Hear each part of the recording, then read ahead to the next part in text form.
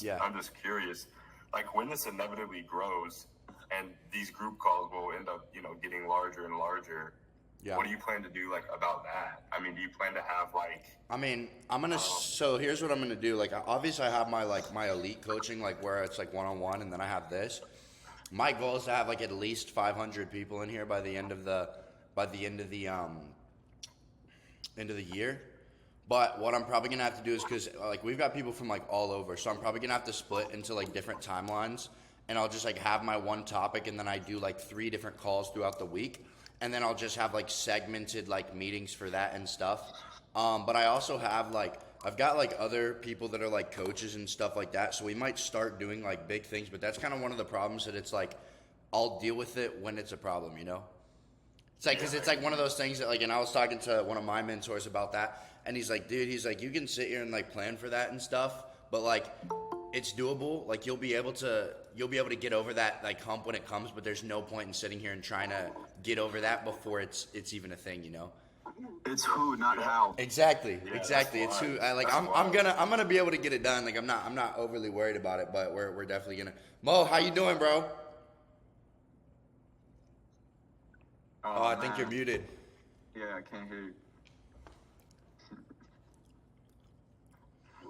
Yeah, that's smart. Cause like if you just like plan everything ahead, you'll probably just like get kind of overwhelmed. See, maybe. so that's what I want. That's what I wanted to hit off on. You guys that are new in here, what I usually do is I'll show y'all like a little short or like a little video, and then we'll talk about it. But what I found is like the first call that we were on, I ended up going for like I think we were on here for like 2 hours, and it was just like too much. I know everybody has like everyone has their own life and stuff, and I just don't want to keep like a ton of people in here for way too long. So I'm gonna try to keep it to an hour.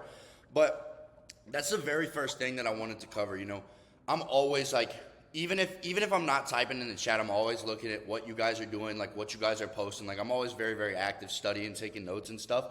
And a big thing that I've been seeing is just it's like an overcomplication. And I know that personal development is tricky, and that's why I kind of want to come in here and disrupt this space, because there's so many like gurus and stuff that are just trying to keep you in the dopamine loop of like giving you something to go like do, and you're like, oh, this is going to change my life. And then you go do it. And then really the whole entire problem was that you just weren't taking action. And then you come back looking for that dopamine hit again. And then they just kind of keep you in that cycle. And while there are things, like every single thing that I teach is very, very good for actually changing your life, but the core principle of everything is just consistency and actually fucking doing it. And the only way that you're going to work that muscle of your mind is just doing it over and over and over again. And, a big conversation that I've been having recently with some of my one-on-one guys and some people that aren't in this call right now is it's like we've created their routine, like they are making progress, but then they're just still in that little dopamine loop, and they're like, well, what do you think I should do next? And I'm like, I don't think you should do anything next. I think you should execute your morning routine and get better at your plan every single solitary day so that you're actually making progress. Because you get to the point, like, if you're looking at yourself as a business, all these like major business owners, they're like, when you level up, you want to start working like on the business and not in the business. So when you're like rearranging your morning routine, doing these things, you're just kind of working like in the business. You're doing these little things that are helping you become better, but they're not actually moving you to the next levels unless you're actually doing the work. So when you're like, okay, I have this routine, I know I need to go to the gym here, I know I need to hit my macros, I know I need to do this, I'm just going to stick to it instead of looking for things to constantly change, because it's really, really hard for you to collect data if you're sitting there and you're like, okay, well, I'm going to try doing my protein for, my full body weight. I'm going to go a gram per pound of body weight. And you do that for 3 days and you're like, well, it's hard. Let me change this. Let me change this because it's not working.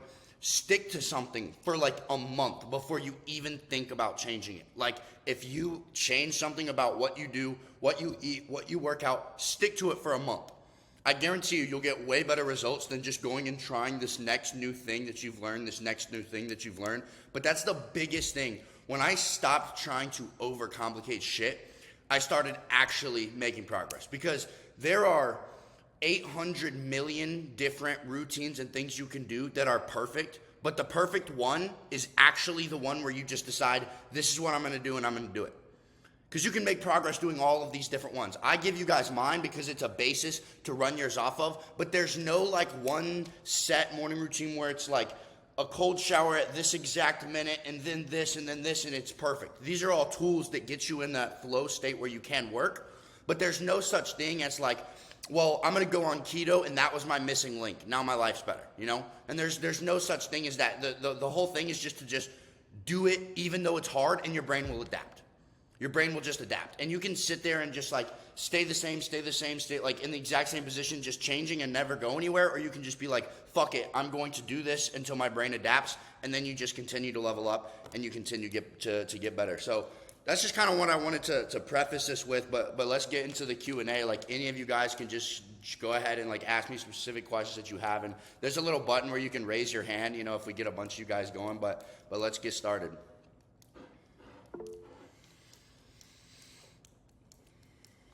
What's up, bro? Max. You hear me now? Yeah, I can see you. Okay, nice. I wanted to ask to do some, like, provide value to the guys that are in this group through videos of mine, but I wanted to ask if I can share them in this group, but still get them up on my YouTube channel. So it would be advertising my own channel, but in your group. But it would help, I think it would help the guys in here to like, maybe when they're... Don't you do all your videos in German though? Like to help the German community for like self-development?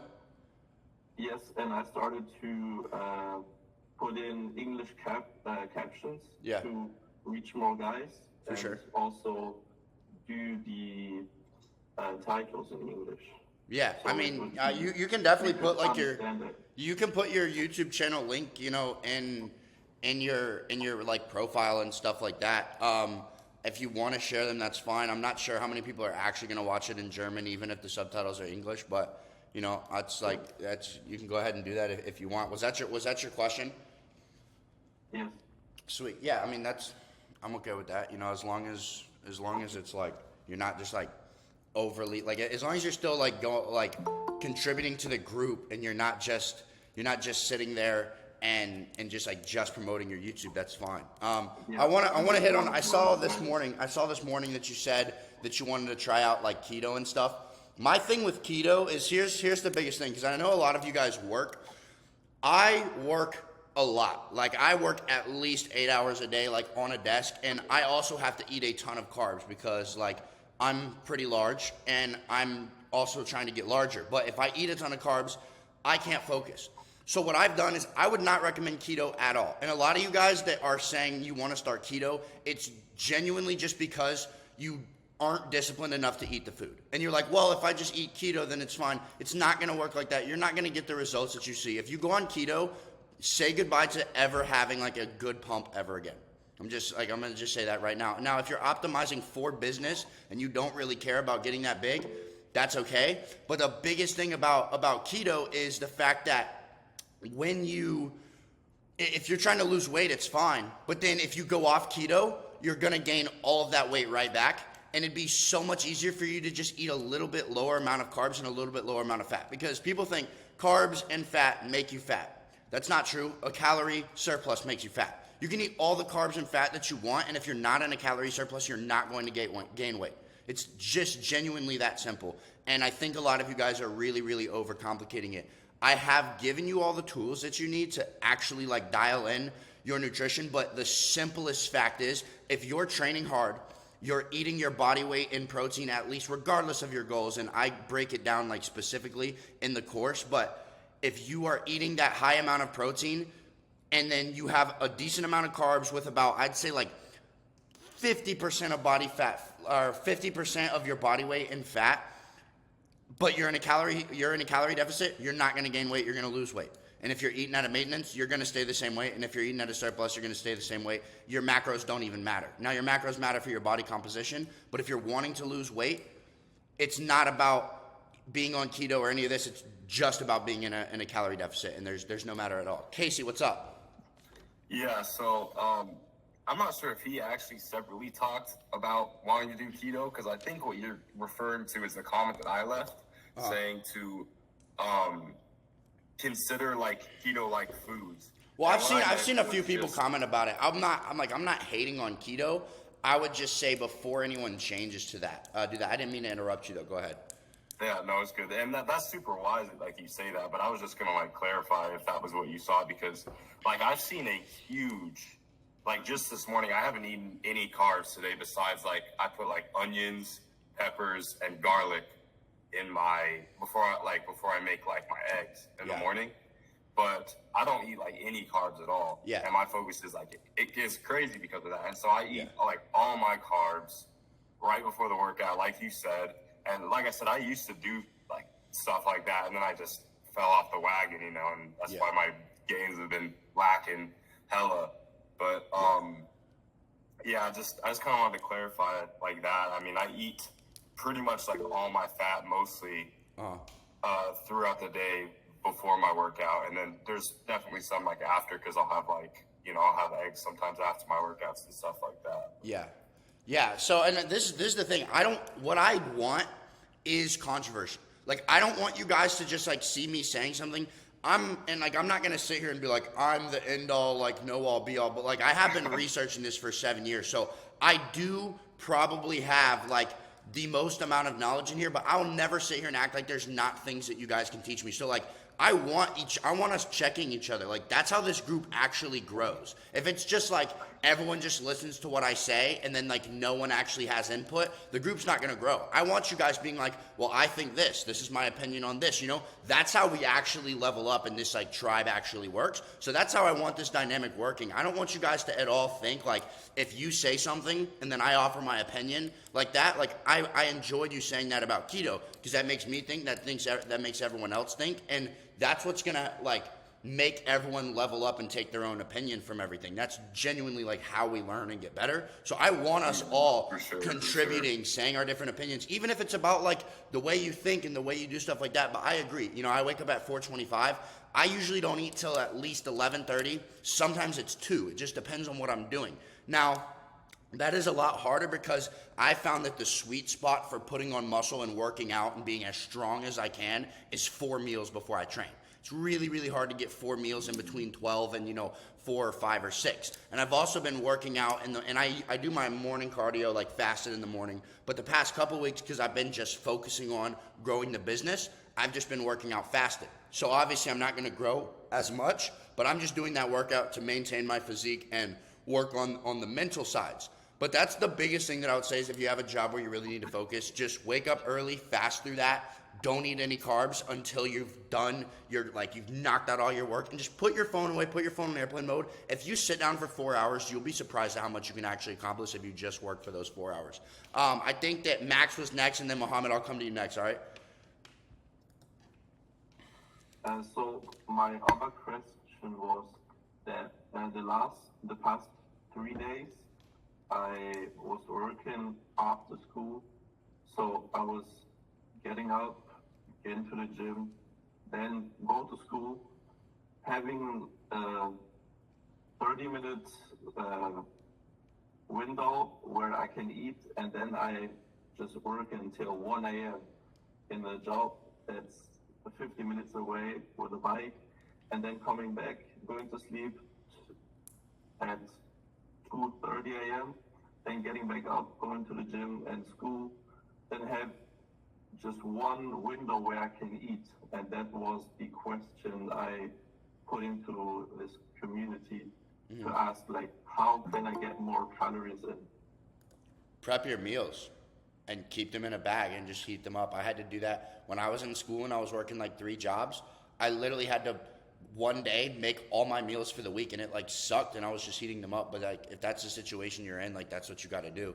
Because here's the thing, it's like, if you know for a fact that I can sit here and be like, well, try and arrange your schedule differently, all this, but like if you know in your heart that there's not a single other time during the day that you can eat, and like I say this, like I care about you, that's why I'm actually like being real with you, because if I didn't, I'd just like try and make you feel better.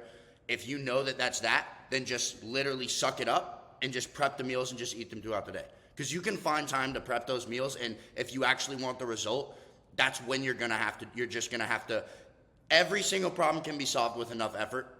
And you can ask people like, what can I do here? And that's good to like formulate, but eventually it gets to the point where you just like, you've gotten all the answers that you need, and you can either just like do what's hard or just not do it at all. And that's just a trade-off that you're gonna have to make.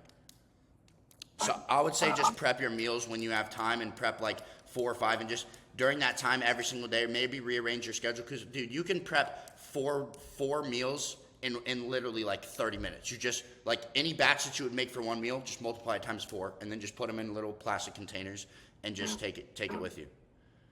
Yeah, I'm doing that, but my genuinely question was that I don't have the time. So when I'm working in a restaurant, that's when I can't eat. I gotta just work all the time. So I don't have time to eat. I can like bite into a banana or some shit like through those 9 hours. But I do have it prepped, so I can take it with me to school.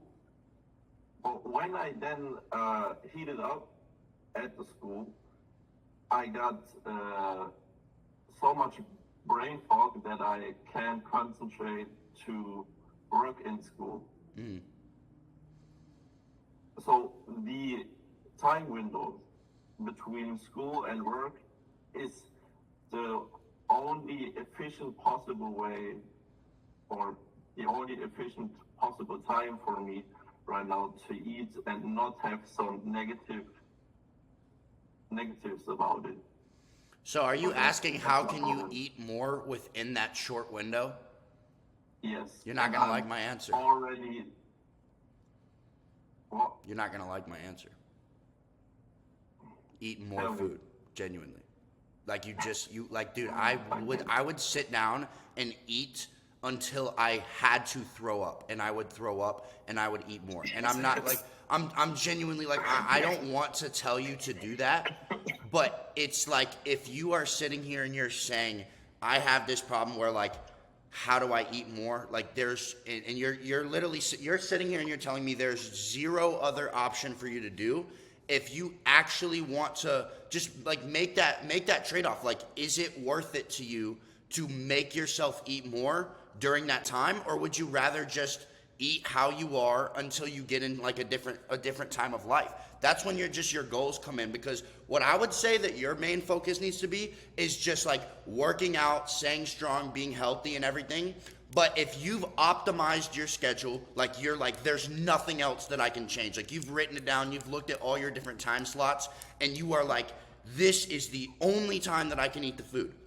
You have to sit down and be like, okay, is my biggest goal to put on as much muscle as I can? And if it is, then you just need to eat as much as you can, and eventually your body will adapt. And if it's not, then you need to be like, in this season that I'm in right now, I'm just going to eat, and I'm going to focus on work so that I can get myself to a stage of life where I can have the time to eat, if that makes sense, you know? Like there's always different seasons. There's seasons of things you have to do. Like I just said, I've been working out fasted.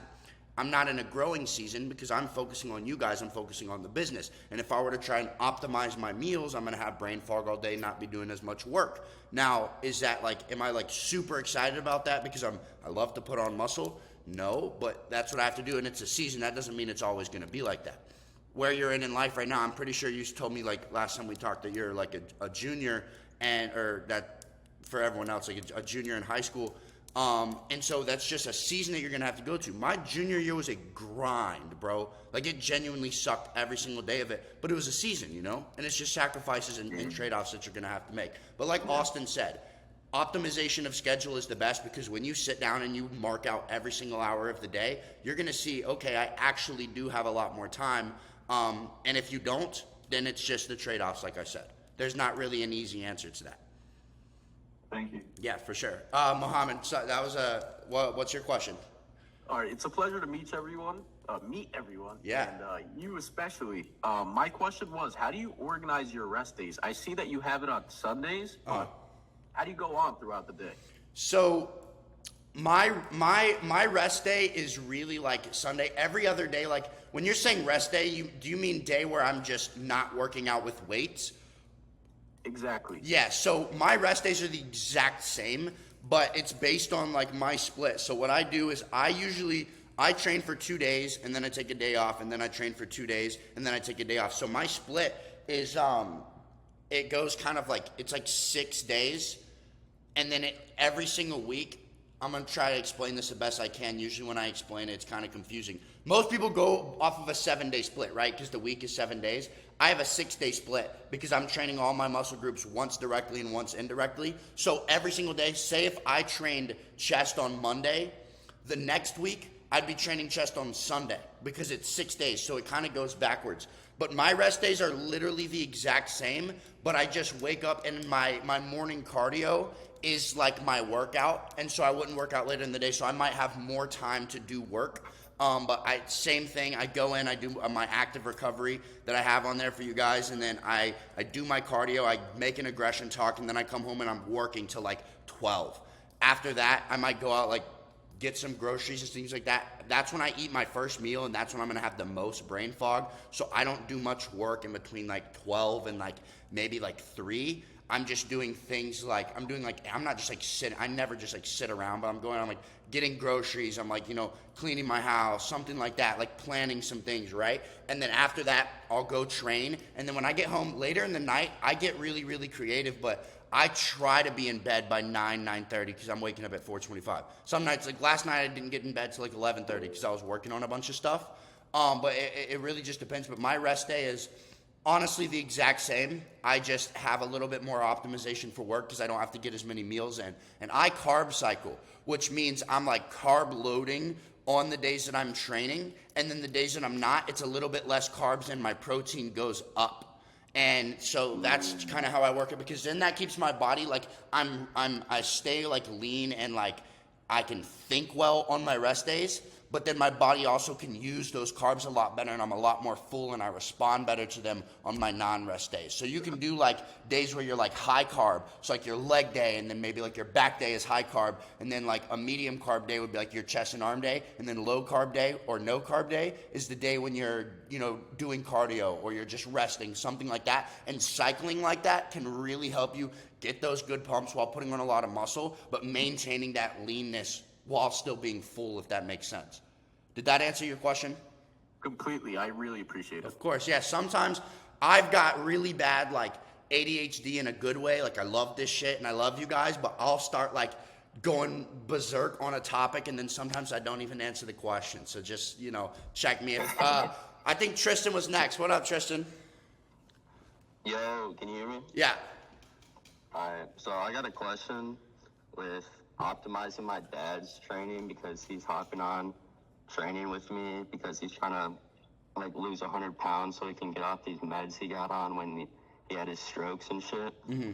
And I'm just trying to figure out how I could optimize it, because his doctor said he can only work out or like start out with like 30 minutes of like working out because of whatever. He doesn't have like any, his arms and shit aren't fucked up. Like he's pretty lucky in that sense. So he can like do everything, but I'm trying to figure out how to optimize his diet and like training and how I should go about it. Like obviously like hypertrophy, and I don't know about strength training because his back fucked up from work and shit, so he has back pain. But I would say focus for him, a lot of cardio, Stairmaster, because it's really, really good for building that core strength, fixing the back strength as well, as long as he's keeping like a high chest and like pushing through that. A lot of that, and a lot of like resistance training, but not with weights at first. Like bands and things like that, I don't really recommend. But if the doctor's like really saying that and you believe it, because I'm gonna be honest with you, like most of the time I don't believe shit that doctors say ever. Like when I go in there, I'm gonna ask the doctor questions first, like, do you drink tap water? Do you do this? Because I've had my spleen removed, I've had all these things happen, and I've been through so many doctors. Like I had doctors telling me, and I don't want to get like political on you guys at all. Like I respect everyone's beliefs, but like I had doctors telling me that I should have gotten like the vaccine, and I don't have a spleen. And then doctors later, they'd be like, oh, if you would have got that, you probably would have died. Like, oh, just crazy, crazy, crazy stuff. Yeah, the dentist with the fluoride as well. Like I asked that as well. But I would just say, kind of do your own research, and like you'll have like a gut feeling. Obviously, he's your pops, like you're gonna know. Yep. But I wouldn't say that if you think he can train with weights, do some like light training with weights, but focus on cardio. Nothing is more healthy for you than just like absolutely just frying your cardiovascular system in a good way. Like, and just lots of fruit and lots of meat, and try and get him off all those meds as fast as possible, because Big Pharma's just like making money off of him, dude. Like, it's all, I don't take Advil, like I don't even take anything. If I have a headache, that shit will go away with enough burpees and enough water and fruit. I'm so dead ass. And like, I used to think people that said that were like so stupid, but it's so real. So I would just say as much cardio as possible. There's a little dynamic training split. If you go in the splits on there, under the training module in the classroom, you can find a little dynamic split. You could pull a lot of the workouts from that. It's like a 3-day split, and you can just do it twice during the week, and just kind of take out what you think you can't do. But that'll help a lot for sure. Yeah, appreciate it. Yeah, man. Patrick, what's up? My fault. Do you mind if I? Yeah, is it on to that topic? Yeah, I was on what Tristan was for saying. sure. So you said that you wanted him to lose 100 pounds, right?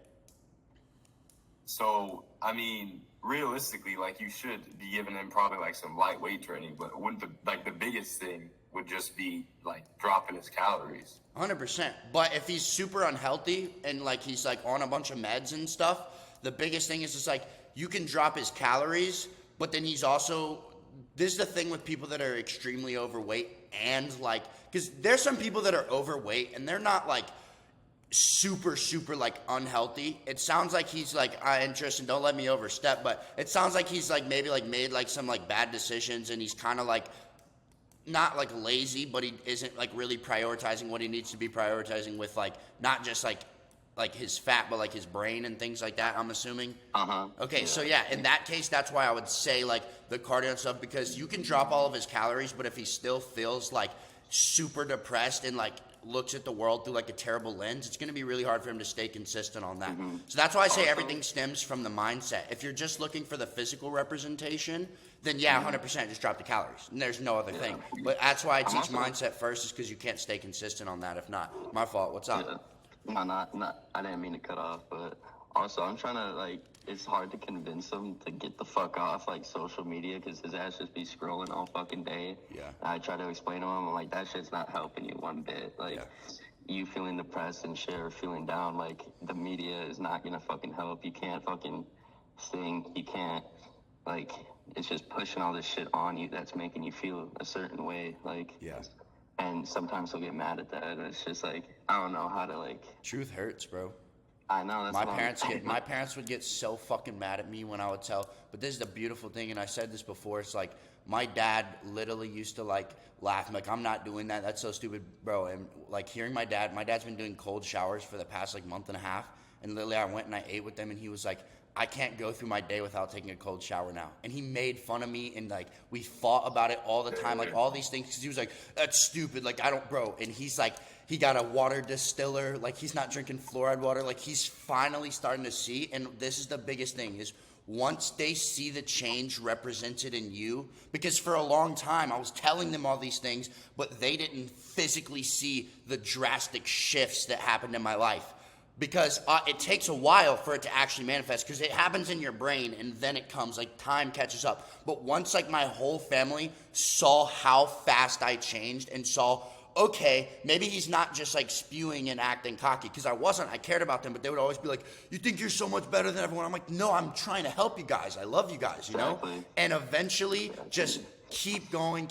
And I mean, there's a point where you don't want to spend too much energy on it. But when they see it manifest within you, they will change, because they'll be like, okay, this is like my child, and it's working for him. He must not have been just talking out of his ass. Have him try the sauna too. That shit helps him. Yeah, sauna's really all good. the time. Sauna's Don't really obviously start him off like really hard, like he had a stroke. I know Gotta be a that. little careful, especially with the cardio. But have him try the sauna too. That shit will help a lot. Yeah, for sure. All right, Patrick, my fault. My bad. No, I was gonna ask, because I remember when I was like losing weight, I just put on like hella fucking buddies and do cardio or workout. Like, should I implement that? Like, Yeah, dude, this is the thing. It's like all these things are good. It's just going to depend on like, is he going to just break super fast? Like, are you going to have to ease him into it? Or is he the type of person you can just throw everything on his plate and he's just going to get after it regardless, you know? Yeah. That's Well, really what it I'm comes gonna down have to figure that out. Yeah, you're definitely Appreciate going to have to. everyone Are you about to work out? checking in. Mm-hmm. All right, go hit it, bro. I'm gonna stay. Okay, yeah, you're I'm going to stay on? in, but Bet. Yeah. All right, Patrick, I know you've been waiting. Let's hear it, bro. Yo, do you hear me? Yeah, I can hear you. Okay. Yeah. Hey, first of all, nice to meet you all. I'm super stoked to be here. Yeah, man, we're glad you're here. I wanted to ask because I've just gone through your modules, you know, and I just had the training one left. But in the modules, you talked about nutrients and having calories in before you work out. And I've been working out fasted in the morning for the past like 2 to 3 weeks. Yeah.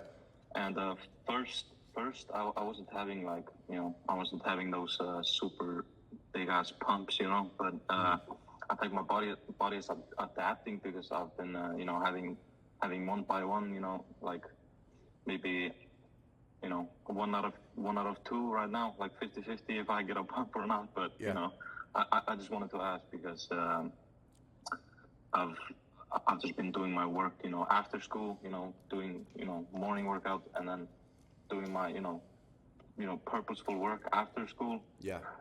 And I just wanted to ask you if I should just switch it and start working, you know, in the morning sometimes. Here's what I would say. And I know you weren't on the call last week, but we like dove deep into this. I'm just gonna kind of recap everything that we said. So it's really depending on your goal. And like kind of like I said to Max, it's like, what season are you in? Are you right now? Are you trying to optimize like how you feel and how like optimized your daily routine is in the work that you get done? Or are you trying to optimize how good can I get my physique? I was trying to optimize both, to be honest. Both, but, yeah. And that's kind of where it comes in to kind of like what I'm doing, where it's like I don't eat carbs. Because this is the thing. If you're training fasted in the morning, the chances of you putting on muscle, it's way lower. Like you're still you can like get stronger and stuff like that, but if you think about this, the reason why I say you need to have a lot of carbs is because your carbs mix with blood and water in your body, and that forms glycogen. So when your body digests carbs, it's able to carbs, if they're not used, will turn into fat. But there's a period of like 6 hours where your body uses carbs as an energy store. And fat is just stored energy, but those carbs can be used like instantaneously. So the reason I say consume a ton of carbs 2 hours or an hour and a half before you go train is because if you go train fasted, your body's not really going to have much glycogen to pull from. It's just kind of going to be like, it's not going to be optimized. You're going to work out. You're going to get a good workout. The thing that's good about working out fasted is that pursuit seeking, because it's like if you were to go on a hunt back in the day when we were primal and you're like going to catch an animal, you're focused on getting that food. So you're going to be very driven, but you're not going to be as strong as far as pushing weights and having the energy that you would if you had like 3 high carb meals in, then you went to go train. Your pump would be way bigger and you would have way more energy and you'd be able to push way more weight. So there's a thing, if you're trying to train as intensely as possible, Mohammed, you're good. Any of y'all, if y'all need to just leave and join back, y'all are fine. I just saw that, what you said.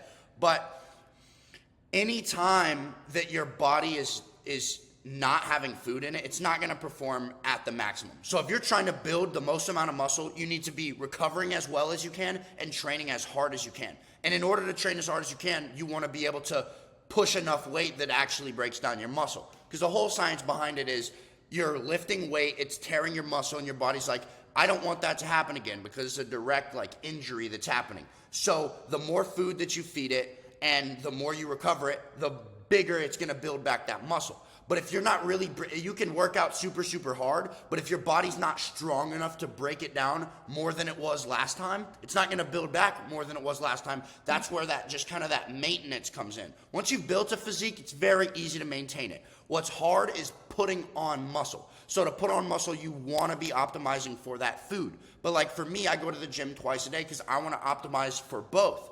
and I'll go, and this is the past couple weeks, I just changed this, but I'll tell you what I was doing. Wake up at 4:25, do my morning routine, whatever, post something, and then I'm at the gym, fasted cardio with my little active recovery. Then I come home and I work till like 12, and then I'm eating like every 2 hours until 6, and then I go train, and I usually have 3 or 4 high-carb meals in me, and I'm able to go break down all that tissue, and then when I get back, I'm able to recover, go to sleep, wake up, and do it again the next day. Now, the problem is, some days I had more work to do after 12, and I was like, I don't want to eat, because as soon as I eat, like, if I eat almost 2,000 calories, because I eat some huge meals sometimes, because I'm trying to be, and that's, I wouldn't recommend that you guys do that, but I've been doing this for like 7 years, and I'll do that, and I'm like, there's no way, like, I sit there and I try to work, and my brain is just not going to work. And so that was the problem that I was running into. So I was like, you know what? For my guys, so that they're able to get the most result out of this, I need to sacrifice how much muscle I'm going to build in this next season, and I need to just do my workouts fasted in the morning, not try and put on muscle, just maintain my physique so that I can optimize for my business. So that's what I've been doing. I've been doing my workouts fasted in the morning. Are my pumps as good? No. Am I strong? No. But I'm still getting the workout, and it's more from the mindset, and that's just for a season. Once I have everything running smoothly and everything's good, and I've put all of the modules that I want to have in here, and I get that system going better, I'm probably going to go back to building muscle again. But it just depends on the season that you're in, and you're going to have to do some tests, but don't over-test, like I said at the beginning. Once you're like, okay, I think this works, stick with it. Stick with it for at least a month before you change anything, or else you're not going to have any data to pull from about why you need to change what, you know? Yeah. I've been sticking to this morning routine for definitely like about a month. So You feeling good? You know, yeah, I could. Yeah, I mean, well, like I said, I don't get as much pump as often. You know. Yeah. Yeah. So and it's just gonna come down to, if you're eating carbs, it's not gonna be a like, maybe I'll get a pump. Like, you're gonna get a pump regardless. So the reason you have that, like, maybe I'll get a pump, is because you're fasting. That's just like, there's no doubt about that. Yeah. But yeah, man, that's really all I can say, because there's no way to actually do that. Like, you'll see like Mike O'Hearn, he works out at 4 a.m. and he's not having a meal in him or anything when he goes and he does that. But it's because, you know, obviously, like, everyone knows about Mike O'Hearn and how he is, but he's just trying to maintain that physique that he has and stay in the best shape that he has when he goes and he does that. He's not really, and his business is like, how good can his physique be? So it's different when you're doing that, but you're just going to have to learn your body. But as far as that goes, everyone is the same. Like, no one's going to go work out fasted and like start just putting on a crazy amount of muscle. You're just going to have to make the trade-off and choose what works best for you. All right. Thank you. Yeah, 100%. Mohammed, I think you were next. So this question ties into the last one. Yeah. Are you familiar with what Ramadan is? Yeah. Yeah, so basically just from sunrise to sundown, you cannot eat, you can't drink water. Yeah. How would you schedule your day? I know it varies from person to person, but Yeah, is Ramadan for a week or a month? Forgive me. dude, it's for a month. For a month. Yeah. Honestly, I would just take that time and just and like make a new schedule before. When is Ramadan again? It's right now. It's in a month. Okay, so what I would do is I would sit right now and I would plan for Ramadan, and I would optimize your schedule to like creating the best version of you, like mentally, and just not optimize for your physique. Obviously, go train for the mental sides, but be like, okay, I'm about to go in a season of like spiritual, like you're trying to, I would say, learn your body more, optimize your mind and your health, and then as soon as Ramadan's over, just kick it in gear and just like 4 meals before you train, just optimize that physique like crazy. I think that'll actually be really good, but obviously you can't just be like, oh, I'm not going to do Ramadan this year. Like, I get it. Right. So I would just say, especially like since like I'm not Muslim, so I don't have experience with doing Ramadan. I've done fasts and stuff like 72 hours, but I would really say, like, that'd be my biggest advice. Just take advantage of it. You can't get around it. Take advantage of it and use the mental, because you can grow. The thing about your mindset is it can always be grown, and like when you grow it and you can get in like that, the rubber band is stretched and you're just like on a roll, you'll just be on a roll. But also, as soon as you lose it, it can all shrink and you can go back to shit. So I'd say use that month extremely consistent, and then tie that in to being able to eat and training as hard as you can right when Ramadan's over. And I think that would be a really, really good little season of you to make a lot of progress, you know? And for physique-wise, would you just say maintain it? Probably, because it's just, if you get in a cycle of trying to be like, I still want to put on muscle during this, you're probably going to end up getting worse results than if you just accepted the fact that you were going to maintain, because you're going to be like, your schedule's going to get all fucked up, and then you're going to get in like a negative loop, and you're going to be like, oh, I can't do this, and then you're just going to kind of waste a month when you could have just known from the beginning that it was going to be, you know, a little difficult, and you just optimize for your mindset and like setting your plan and routine and just building that discipline. All right, thank you. Yeah, for sure, 100%. Casey, I know you were next.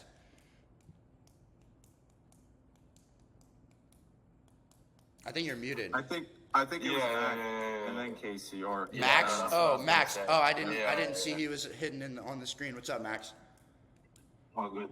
I was listening to what you just said, and it made me think about optimizing my season. What you said about school and work and shit, to optimize for mental work and mental Resilience. Yes, I think like being stronger on the mental side than being stronger on the physical side, and like putting my work out more on the not so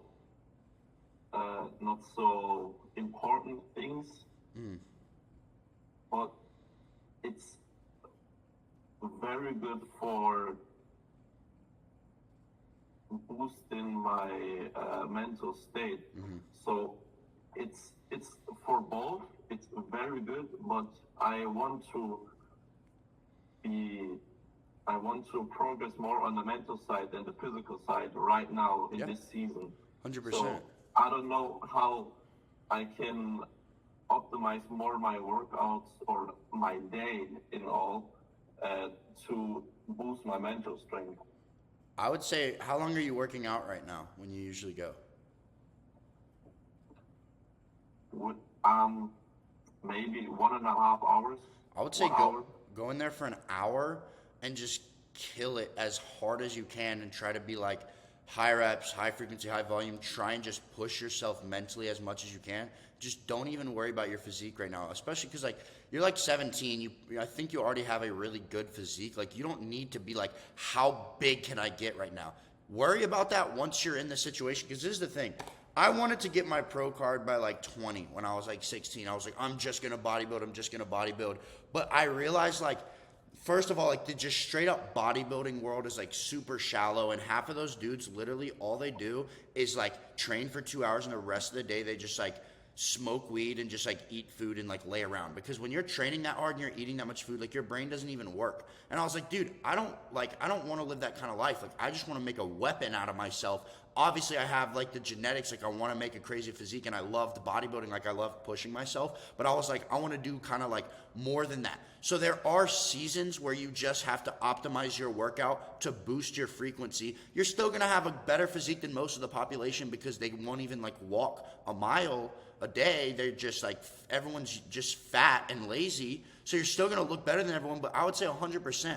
Optimize to where you can get to the point where you can actually go and focus on your workout and enjoy it, because you've got time, bro. Like you're 17, you've got time, and then when you get there, it's all gonna be worth it, dude. Like delayed gratification is the most beautiful, amazing thing. You'll sit there and you'll be in like just this state of like ecstasy, and you'll be like, I am so glad that I just like ate shit for those 2 years, because I'm able to enjoy it and see the fruits of my labor now. And it sucks some days because you just don't feel like you're making progress. I'm telling you, like, I look back at 17-year-old me, and I'm like, that a kid, like, I'm glad. Like, every single one of my aggression talks, everything I do, the reason I'm, like, so harsh, I'm talking to my younger self. That's what I'm doing. I'm like, what would have worked for me? And there were too many people who were just like, it's okay, bro, like, everything's gonna be fine. None of that worked. Like, I needed someone to look at me in the eyes and be like, work fucking harder, bro. Like, you're being a bitch. Genuinely. Like, that's what I needed. And, like, it like, hurts a little bit when someone tells you that.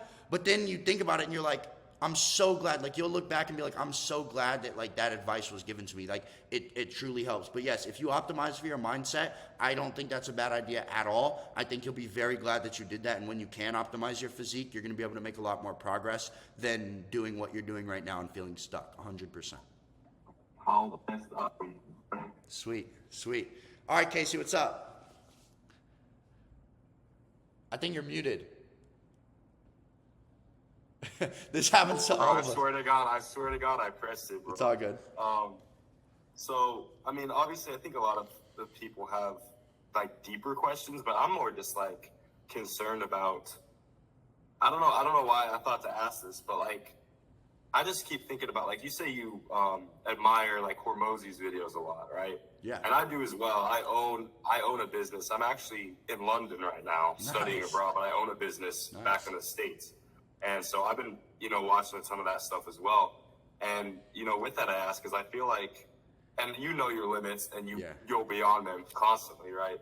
But I think about allocating certain things for other people. I kind of mentioned on that already, but like, I just think about, he talks about like leverage and stuff like that, like allocating your time towards the things that you can do and allocating easier things towards things that other people can do, because you can work for the things that are creating more leverage, whether it be a larger reach or larger growth for your business. I mean, I know you said you were prioritizing your growth for your business right now. And so with that, I'm kind of wondering, like, have you seriously considered, allocating other things towards other people? Like, I mean, it comes to mind. I don't want to toot my own horn, but I certainly don't have as much lifting experience as you do. But most of the things, other than the mindset thing that you talk about, which is huge and has completely changed my life already, I know a shitload about bodybuilding and like the glycogen stores and like I said, the carbs of like hour and a half before the workout, all that stuff. Like, I know about a lot about that stuff like as well. And so I just think if someone, if you could, and I'm not asking for like a position or anything, but I'm saying if you could allocate it towards someone who has, that knowledge, because I mean, I'm sure there's more things you've learned through like actually doing it for 7 years. But if I know like the more scientific side of things, just as me as an example of someone you could possibly hire, again, not asking for a position. I'm not really, I just think about, I got ADHD too, so I'm fucking going on a tangent right now. But basically, what things have you planned to allocate towards other people so that you can go for the higher leveraged things in your business, if you have planned to do that at all? 100%. And this is the thing. So like, I've got a tons of people. Like, I've got people that want to edit my videos. Like, I get like hundreds of emails a day about people wanting to write copy for me, run my email leads, all this stuff.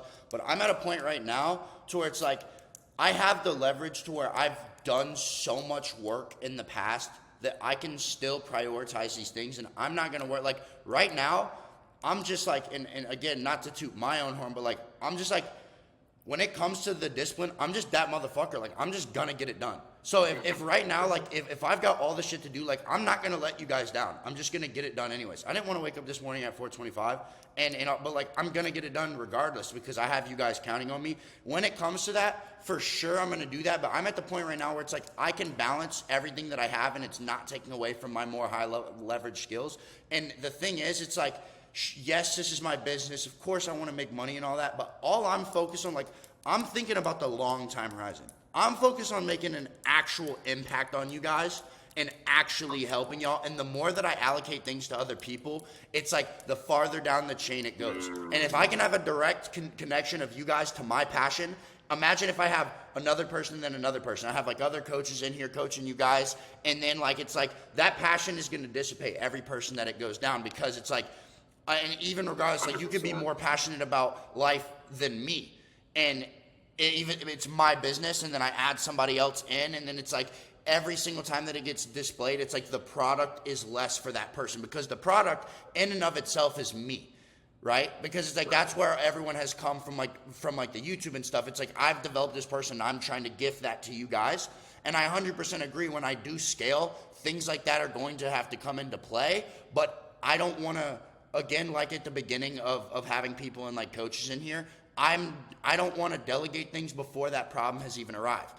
Like I have a completely like I'm usually up before every single person. I know Tristan wakes up when I wake up and stuff, but I don't need other coaches. Like I work for I get so much done, and like if I just hit like 6 hours of desk time, I get that done. But it's also in the thing of like if I want to be a huge CEO in the future, I know that I have to, a lot of these people want to delegate before they've even learned something, right? And I have people hitting me up all the time for video editing, and they're like, I want to edit your videos. And I'm like, that's great.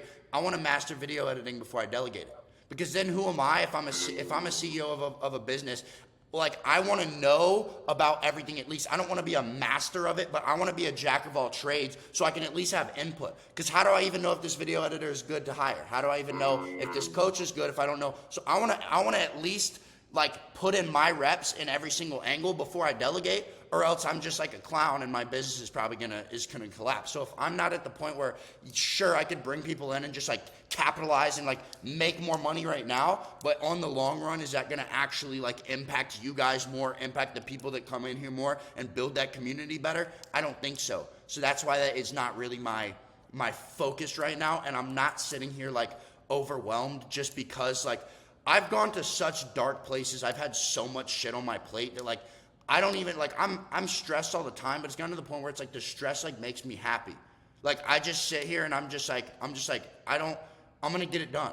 I'm just gonna get it done. And I haven't always been like that. Like I can't tell you like, you know how many times I've like cried on this journey? Like I have my journal where it literally has like teardrops in it of me like writing and stuff, but I've gotten to the point where I just know that I will overcome whatever comes my way. And that's definitely something I'm going to think about in the future. But for right now, my goal is to build this community as organically as I can, because like I genuinely wake up and I go to war with all these bitch ass like science-based gurus that are all like, join my community. And it's just like, they're just trying to make money off of you guys. Because I want to actually change this space.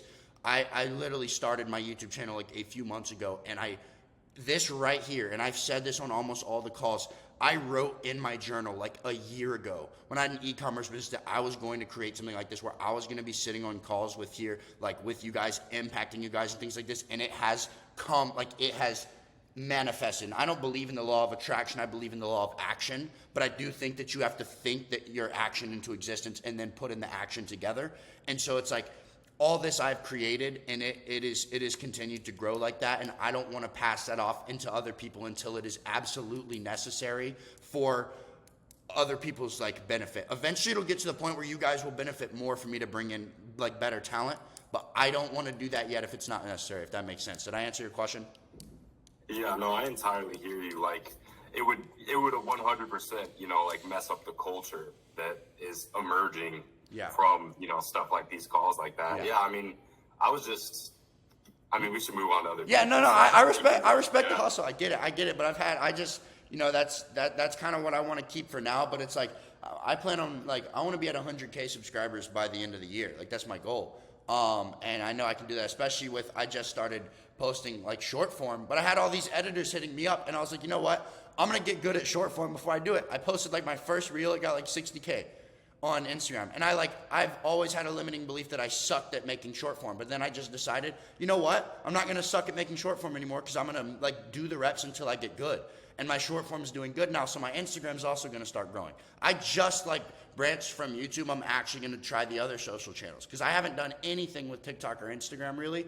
I've just kept my Instagram normal. So now that I'm actually branching out from Instagram, we're going to have even more people in here, and there's going to be even more resources that I'm adding. Like the classroom that you see now, like that's just like the base. I'm going to have like more modules and more modules and more modules. This one dude who was on here like the very first week, his name is like Eden or whatever. He just canceled. He's like the first person that I've had canceled besides one of the dudes that I kicked out in the first week because he was being an absolute fucking retard. And so I just kicked him out. The people that are in here know he was like writing like ChatGPT prompts that were like 800 paragraphs long, and they made like no sense, and he was posting them every day. It was really annoying.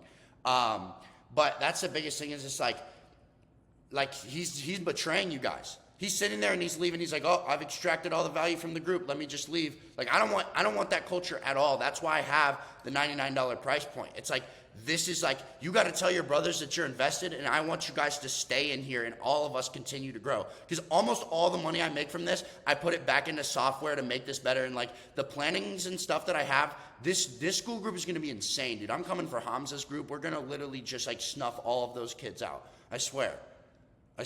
Yeah, and dude, do you mind if I add something? Yeah, go ahead. So you said it is obviously a pretty expensive course, and I entirely understand the reason that you've expressed as well. Have you thought about doing a course on finance? So this is the thing. Like I said, I don't like to teach things until I've mastered them. I'm definitely like making more money than most 19-year-olds, but I don't think that I've mastered finance in any sense, because I compare myself to people like that are at the top of the game. And I don't want to teach finance until it's something that I've mastered. I could sit here and I could probably make double what I'm making right now by going and like selling like how to do fitness coaches. Like I made this month in like 1 month, but I would feel like I'm worried about like being like true to myself, and I could make money from it, sure, but I would just fall asleep at night knowing that like I haven't mastered this and I'm trying to teach it, and I never want to become one of those people, if that makes sense, you know? But 100%, like I'm about to do a whole entire relationship course. I'm just trying to get my, I'll talk about this later in the course. It's kind of going to be like a surprise for you guys. That's going to be sick. Like I'm going to talk about that. And then I'm going to do like the whole entire like optimization thing. But like, so someone sent me a screenshot from Hamza's course, and this is fucking hilarious, bro. He has one of his modules is, it's like alpha male sex course. That is so gay, bro. Like, I never want to have something like, and I know all those guys in there are just like, oh my gosh, like Hamza, like, I don't like this. I want this to be a community of actual dudes who are like actually getting better. So when I upload like the courses, like I want them to be dope. I want to upload courses about that, but I want it to be from a perspective of like, you know, even if we have like guys that are like, I used to be like a loser because I would just like do drugs and I was just like an idiot. Like I got girls when I did that, but they were just like girls that just like were not like didn't mean anything. Like, and I don't want to be around people like that. So I want to start teaching everything about that. I'm going to teach about finance. I'm going to teach about clothes. I know we have a music channel. I have like so much music. Everyone has always told me that I need to be a DJ because I've always connected to people emotionally through music. So I'm making like specific playlists for you guys that I'm going to upload into here. Like I'm going to have everything that you ever need to like for your life to just become insane. But like this, I've had this school community up for like 3 weeks, barely. So I'm just trying to like get all of this stuff going, get as much things as I can. So what you see now is like just scratching the surface of what's going to be in here. It's going to be crazy.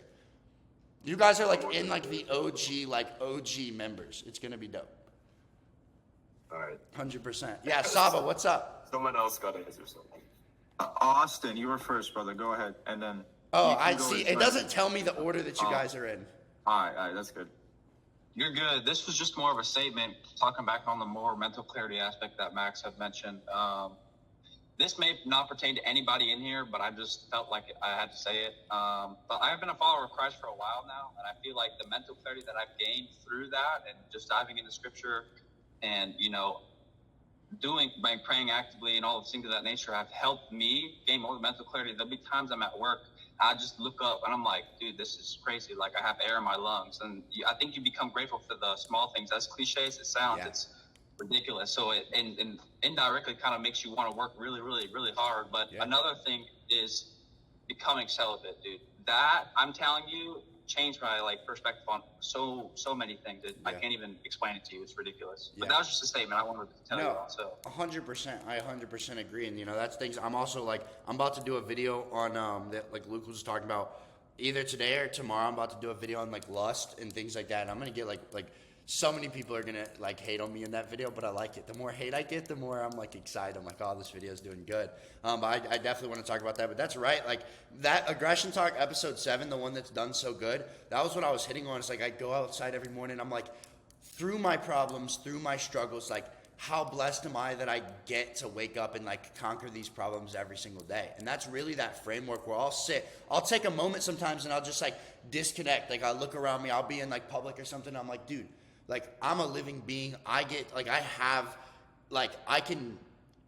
I can put my mind towards anything and accomplish it. Like, yes, there's problems, but it's like I get to live this experience. Like, I get to be in control of what I'm doing. Like, how blessed am I that I get to live and breathe and eat and like cry and be happy and go through the hard stuff and work out. Like, when you sit there and you're like, man, like, I get to go work out today. I saw this guy and he was like, anytime I see someone that's disabled, I'm just like, dude, like, what is wrong with me that I ever complain? Like, I have legs and I'm like strong and I can do whatever I want to do with myself. Like, who am I to ever be like, oh, I don't want to wake up this morning? Like, I can go and accomplish anything. It's just like, it disgusts me when I think about the fact that I ever complain. Like, we are so blessed. But yeah, I 100% agree, Austin. Thanks for that input. That leg comparison, it's like that picture, or it's like a story of like a guy that's jealous of someone that has a car, and then it's a guy on a bike that's jealous, and then there's a guy on the street, he's like, oh, I'm so jealous, he has a bike, I don't, and then there's a guy without legs. Yeah. He's like, if only I had legs, right? There's and I think someone was saying yesterday, and I gave suggestion to my bad homie, I forgot who it was. It said, how do I like deal through all the problems, all the shit that's coming my way? And instead of just saying, oh, you got to do this, I just said, be grateful for what you have, right?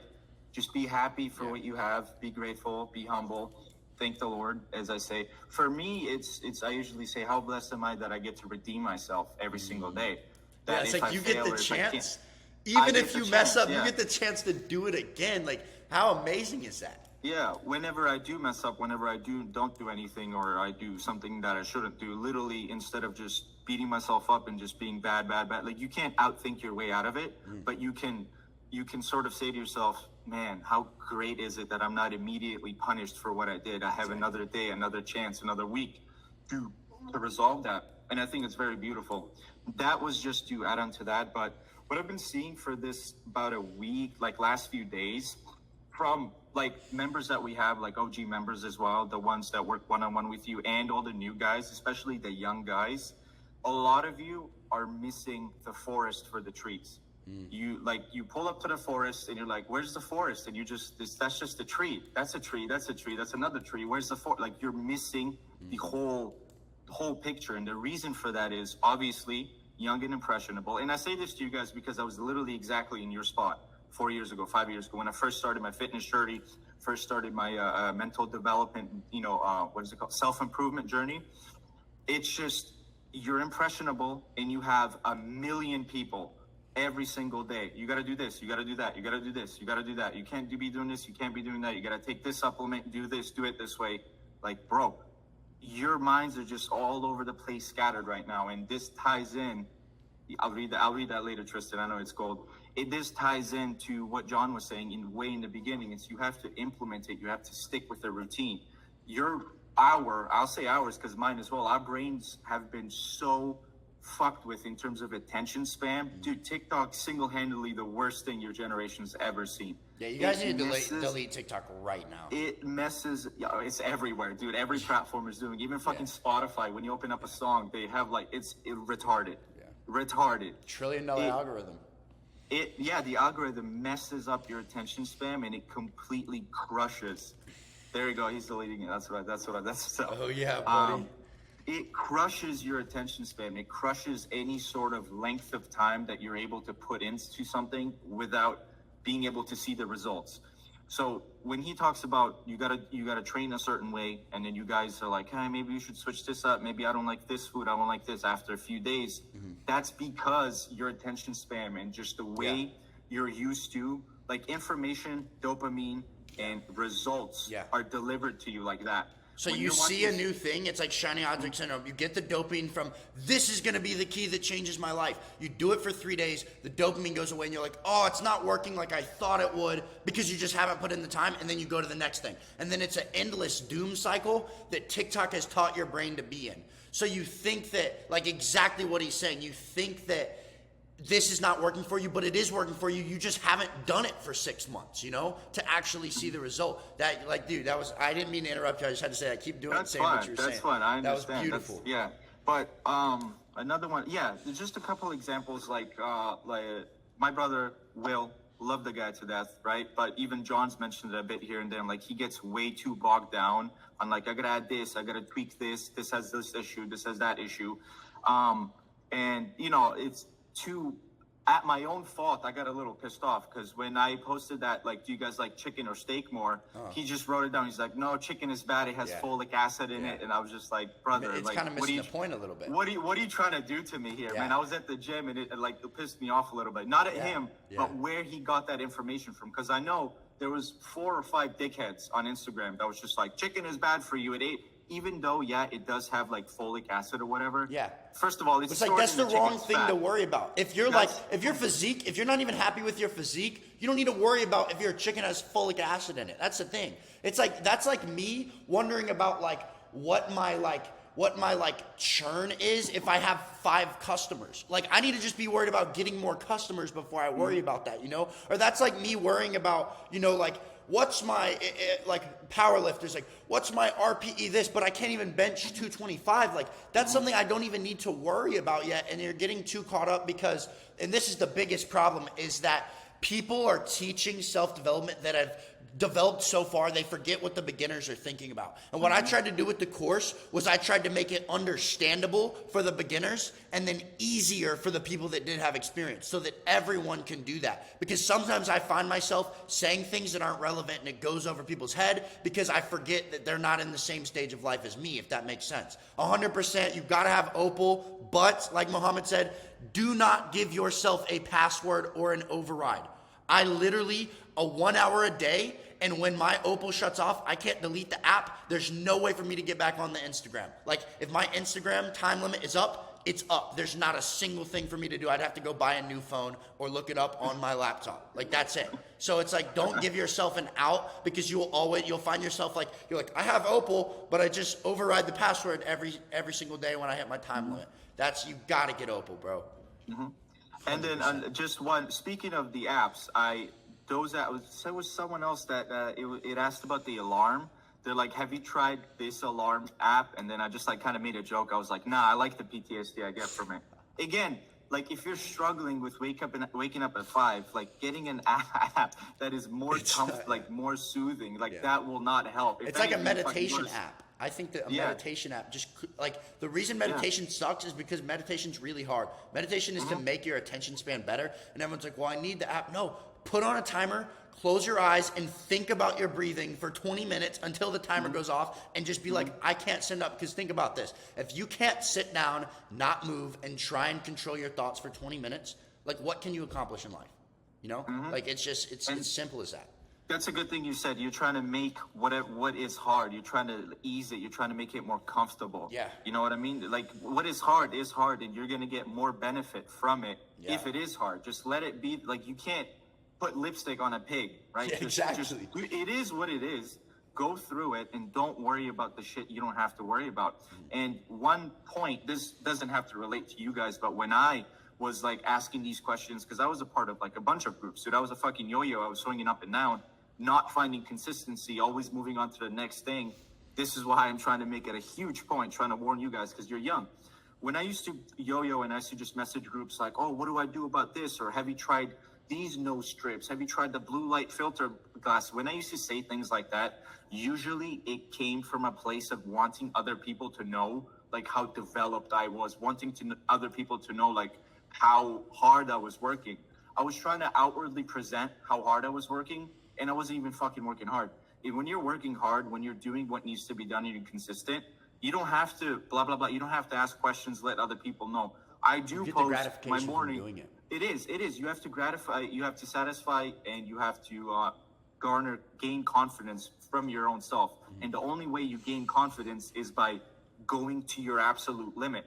And when most of you guys, most of me, most of everyone, when we don't fulfill the day, when we don't put our 100% effort in, we try to supplement that comfort. We try to supplement that confidence boost by letting other people know, hey, I got these new nose strips. What do you guys think of that? It's good. You're trying to supplement it. Same thing with like Instagram picture. Like when people just post on this. How many people do you know that like on January 1st they post like a gym picture, and then they just, what the fuck? What's going on? Why did they disappear? They're posting that so they can get attention and they can get The instant, What's the right they word? get it, Confidence, yeah. instant- Because yeah, if instead of you doing the set a work. goal and you tell people about it before you've even taken action towards trying to achieve that goal, the reason people do that and they don't achieve it is because they get the satisfaction of like, I've already started it, the little dopamine. Everyone's like, oh yeah, that's a great idea, and then they never actually do it. Because dopamine is not about the pursuit of happiness, it's about the happiness of the pursuit. But if you get the dopamine before the pursuit, you're taking the pursuit away, and then you don't actually work towards it.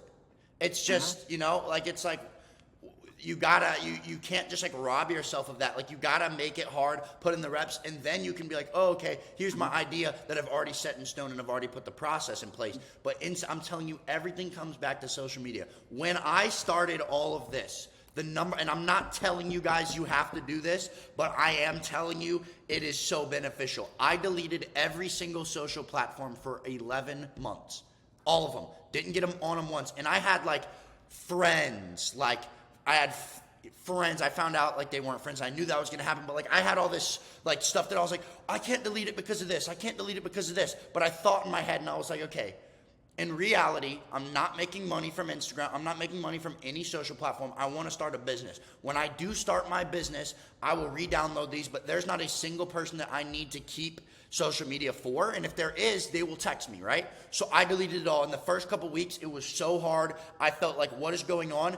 Dude, 6 months in, your dopamine stores are so reset. You can walk outside and you're just like, oh my God, the birds are beautiful and the trees, like, you literally feel like a kid again. I wish so bad, as soon as I get my business to the level where I can have someone run my social media, and I just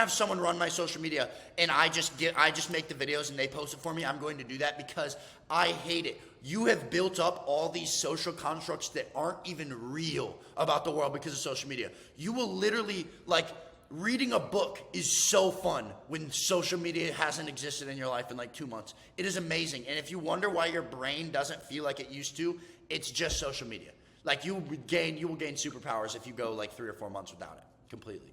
One more quick thing to add to that social media. This could be true, could not be true. I do believe it really is. But on social media, the funny thing is, before when I used to smoke every day, I wouldn't follow, I wouldn't like interact with all like the weed pages and stuff. Yeah. But since I stopped, I swear to God, they just randomly pop up, and it's just like, oh, when you're hitting the card this way, that way. Come back, Saba. Come back. Yeah, exactly. I'm telling you, it. First of all, social media and every single platform stores everything. Yeah. Every photo, every video, everything. It knows you better than you. It has trigger systems implemented. Like it will show you like ass or something. Yeah. If you're following alluring. a single woman who does not know who you are personally, go unfollow her right now. You are a loser.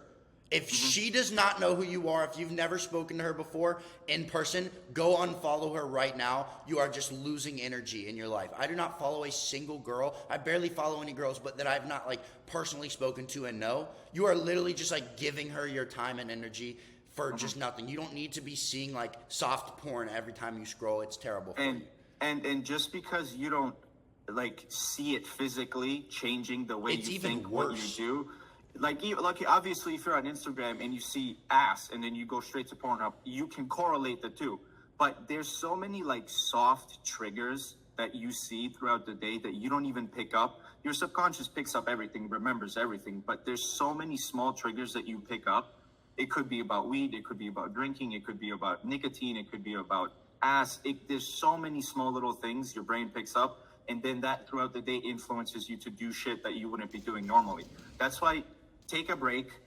Even if you have to message people, if you just set a 15-minute timer on it. Just set it as low as you can, and then just go on about with the rest of your day. Because I have done no social media for 3 months, and like John was saying, literally I used to leave like my college campus, and I used to just sit on the bench, just look at the trees. I was like, damn, dude, like, these leaves are fucking moving. I went from being like super like vanity, like and I don't want to go off on a tangent, but like most people in my situation, like if you're popular in high school, like all the kids that are popular in high school, they peak and then the rest of their life just sucks. I was pretty popular and I realized I hate all of these people. This is all fake. And I literally became a weird kid. Like I was like the most popular kid in my high school, and I was like, this is all like vanity. I don't like, all these people are fake. I only like I was friends with weird kids, and people are like, not like weird kids, but like people that would consider like didn't have any friends, because I'm like, these guys are real. Like, these are my people, and I just became them. I started eating my lunch outside where like the goth girls would sit, and I would read a book and eat my meal prep. And people was like, what happened to this kid? Like, I lost so many friends, but I was just sitting there smiling because I was like, dude, like this is actually like life. I can impact people because of that. And I figured so much stuff out. Like, I am the way my brain used to think, the person that I was is not me in any form or sense at all.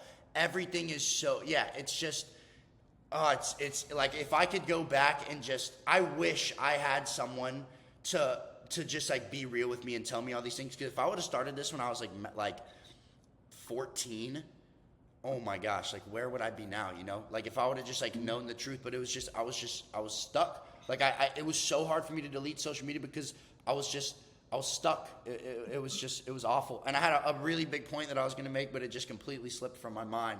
So I'll answer these last couple questions. Maybe it'll come back to me. Which one of you guys was first? Was it Max or was it Muhammad? Or was it? It was Peter. Patricker? Patricker. Patrick was first. I don't know if it was Muhammad or me. Well, you can go ahead. No, Muhammad accidentally clicked it, so it's just you two. Oh, okay. So can I ask? Yeah. All right.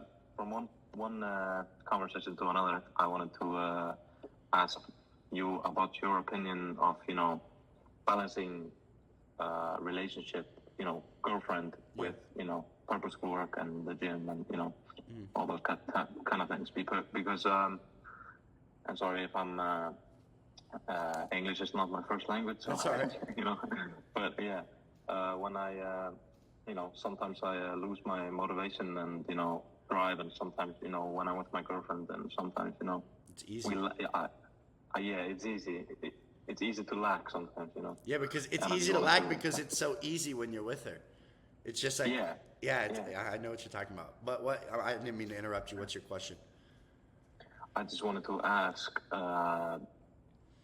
like, how I remember, like, in some video you talked about having a girlfriend, and I just wanted to ask you how you balance that, how you balance having a girlfriend and doing work and going into the gym.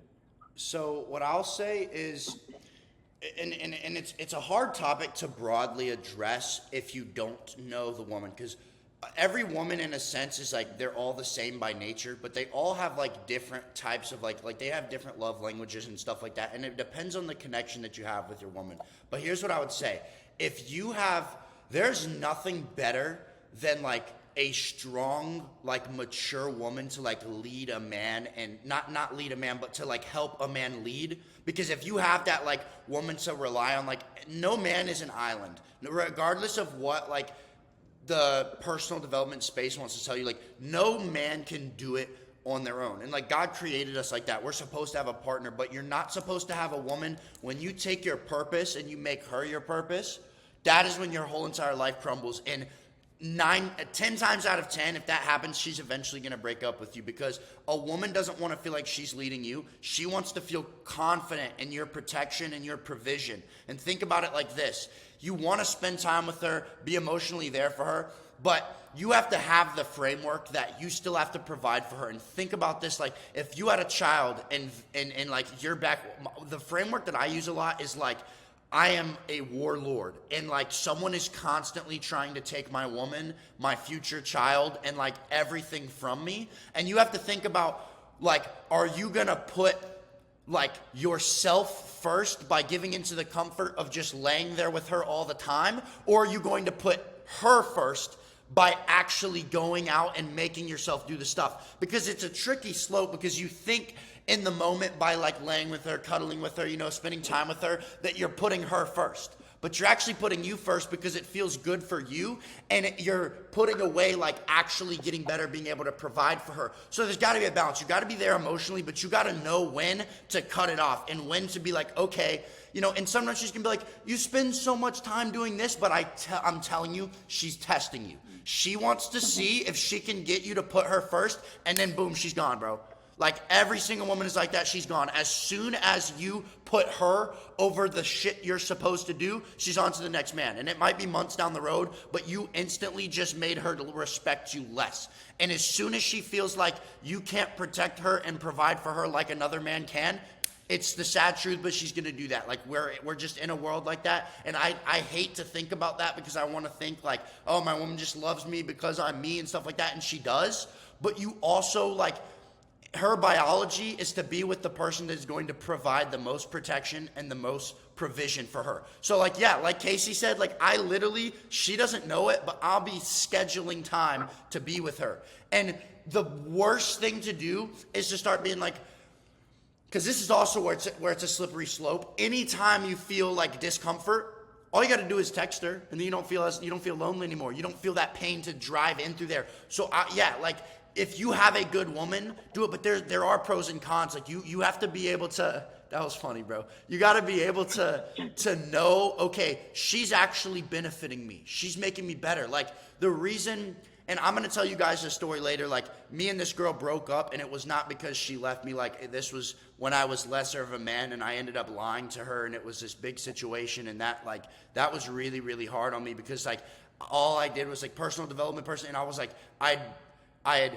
leveled up so much, but it was like I still had that like I was struggling with. Like, we'll all be struggling with something at some point, but I just couldn't get over the fact that this woman is the only woman who's ever, like, checked me. If I say something and she doesn't think that I'm being honest with myself, she'll be like, I don't think that that's true. And that is so strong. Like, not in public. Never, ever. If your woman checks you in public, she doesn't respect you. But in private, if you can have, like, a genuine queen that respects you enough where she's like, she follows everything that you said, she trusts you, you can lead her, but she's like, hey, I think that you are not being honest with yourself about this. I think there's nothing more powerful than that. And, like, there's nothing you can replace. Because what you also have to think is, you're a guy. You're going to have sexual temptations. You're going to want to be with a girl. So would you rather put all of that and schedule time into one woman, or go off the chain with just, like, random girls? Because no matter, even if you are single, some of your attention span is going to go towards chasing girls. Like, it's your biology. You can't get away from it. Hunt. Exactly. You're going to be, like, have to just, like, try and, like, hunt and conquer them. So would you rather it just go into an actual relationship, or just be wasted? And that's why I talk about, it's just like the meaningless relationships. So obviously balance it. It's a slippery slope, but nine times out of 10, it's much better to actually put time into a valuable relationship than it is to just go, like, chase these random hoes, because then you're not even getting anything out of it, You're not getting anything out of it at all. Because you'll never develop a relationship with a girl like that that's just like a hookup or something, and that's just going to be taking away from you, telling you that you accomplished your goal before you even accomplish it. But you can't even learn anything from her. Like, she can't make you better in any sense. So it's something that you're going to have to, like, genuinely sit down, put your emotions to the side, and be like, okay, am I spending too much time with her? Is she keeping me from this goal? And then, like, make tests, write to yourself, okay, I hung out with her and I did this and it made me feel like this. I wasn't able to get anything done the next day, or, this happened. Like, everything's about testing and then just, like, looking at the data. Yeah, it's also you have to check yourself. Like, sometimes it's not about her. It's about how you Yeah, because by putting your purpose first, you're actually putting her first, because you're able to provide for her better. You're able to give her, because she doesn't need. Women want constant attention, but you shouldn't actually give them constant attention, because it's like this. It's like and I don't want to get, like, when you want when you want to, like, jerk off and then you do it and you're satisfied, like, you don't want it anymore. So if a woman just wants your attention and you give her all of it, she doesn't want it anymore. Like, there has to be, like, little, like, push and pull dynamic. If you're just like, oh my God, I love you so much, like, you're everything to me, blah, blah, and you're just like, everything is out, then she kind of feels like she's conquered you, instead of you conquering her and her constantly being in pursuit of you, if that makes sense. 30 seconds. This is the same exact for you. If you, well, I'm not going to ask, because if you, like, go on a date with a girl, and the first date, like, she just gives it to you, you guys have sex, what are the chances that you're not going to be attracted to her anymore? That used to happen to me a lot.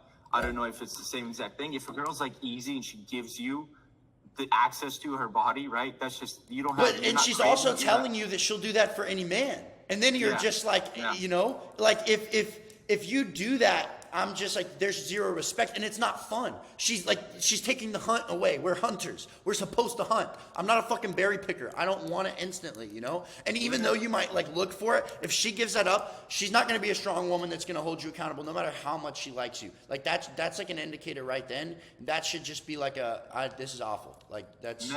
Men get off physically, women get off mentally. Yeah. So if you give her your mental attention, you give her everything you have, that's it. She's got enough, she's got it. And vice versa, if she gives you physically, she gets it's over. The connection isn't there anymore. So it has to be a tug of war back and forth. It's a dance. And the best thing, yeah, it's a dance. The best thing, usually a violent dance. Yeah. The best advice for you would be to just go up to her up front. Don't like just start reading out like statistics. Yeah, setting expectations is really, really good, and it's kind of like difficult. But what I found is like I'm like very like analytical. I'm like, write this down, do this. And she's like, no, this is something that we need to do together. But setting expectations of like, okay, look, this is what I've observed. This is what I'm telling you right now, because then like, when the time comes, she has that expectation. She might argue with you, but you tell her like, hey, I can only spend this much time with you right now, but I'm doing it for us because I'm working on building this business, or I'm trying to develop the man that can raise our kids properly, and that is why I'm doing this. So when you think I'm like putting our relationship to the side, I'm not. I'm doing this for us, but indirectly, and set the expectation. Be like, this is what I need from you. When you talk to me like this is you saying you don't respect me. So either this needs to change or we need to compromise about something. And actually, it's hard for us to talk about stuff like that because we want to just be able to control shit with our minds and be like, do what I say. But you have to communicate once it gets to that level. Don't go out and try and communicate with a girl the first time you met her, like things like that. To a certain degree, like you said, it's a dance. But if you are in a deep relationship like that, communication is the best way to get that across and actually set the standard. Yeah, we've been together for like 9 months now, so Yeah, you know, so that's we've gone very deep. good. That's perfect timing. Yeah, Last few, and I'm going to talk about this one little call to action I have for you, or not call to action, but like to send you guys off to conquer your week. But Max, let's hear this last question that you have, and any of you other guys, if you have any last questions. I think you're muted.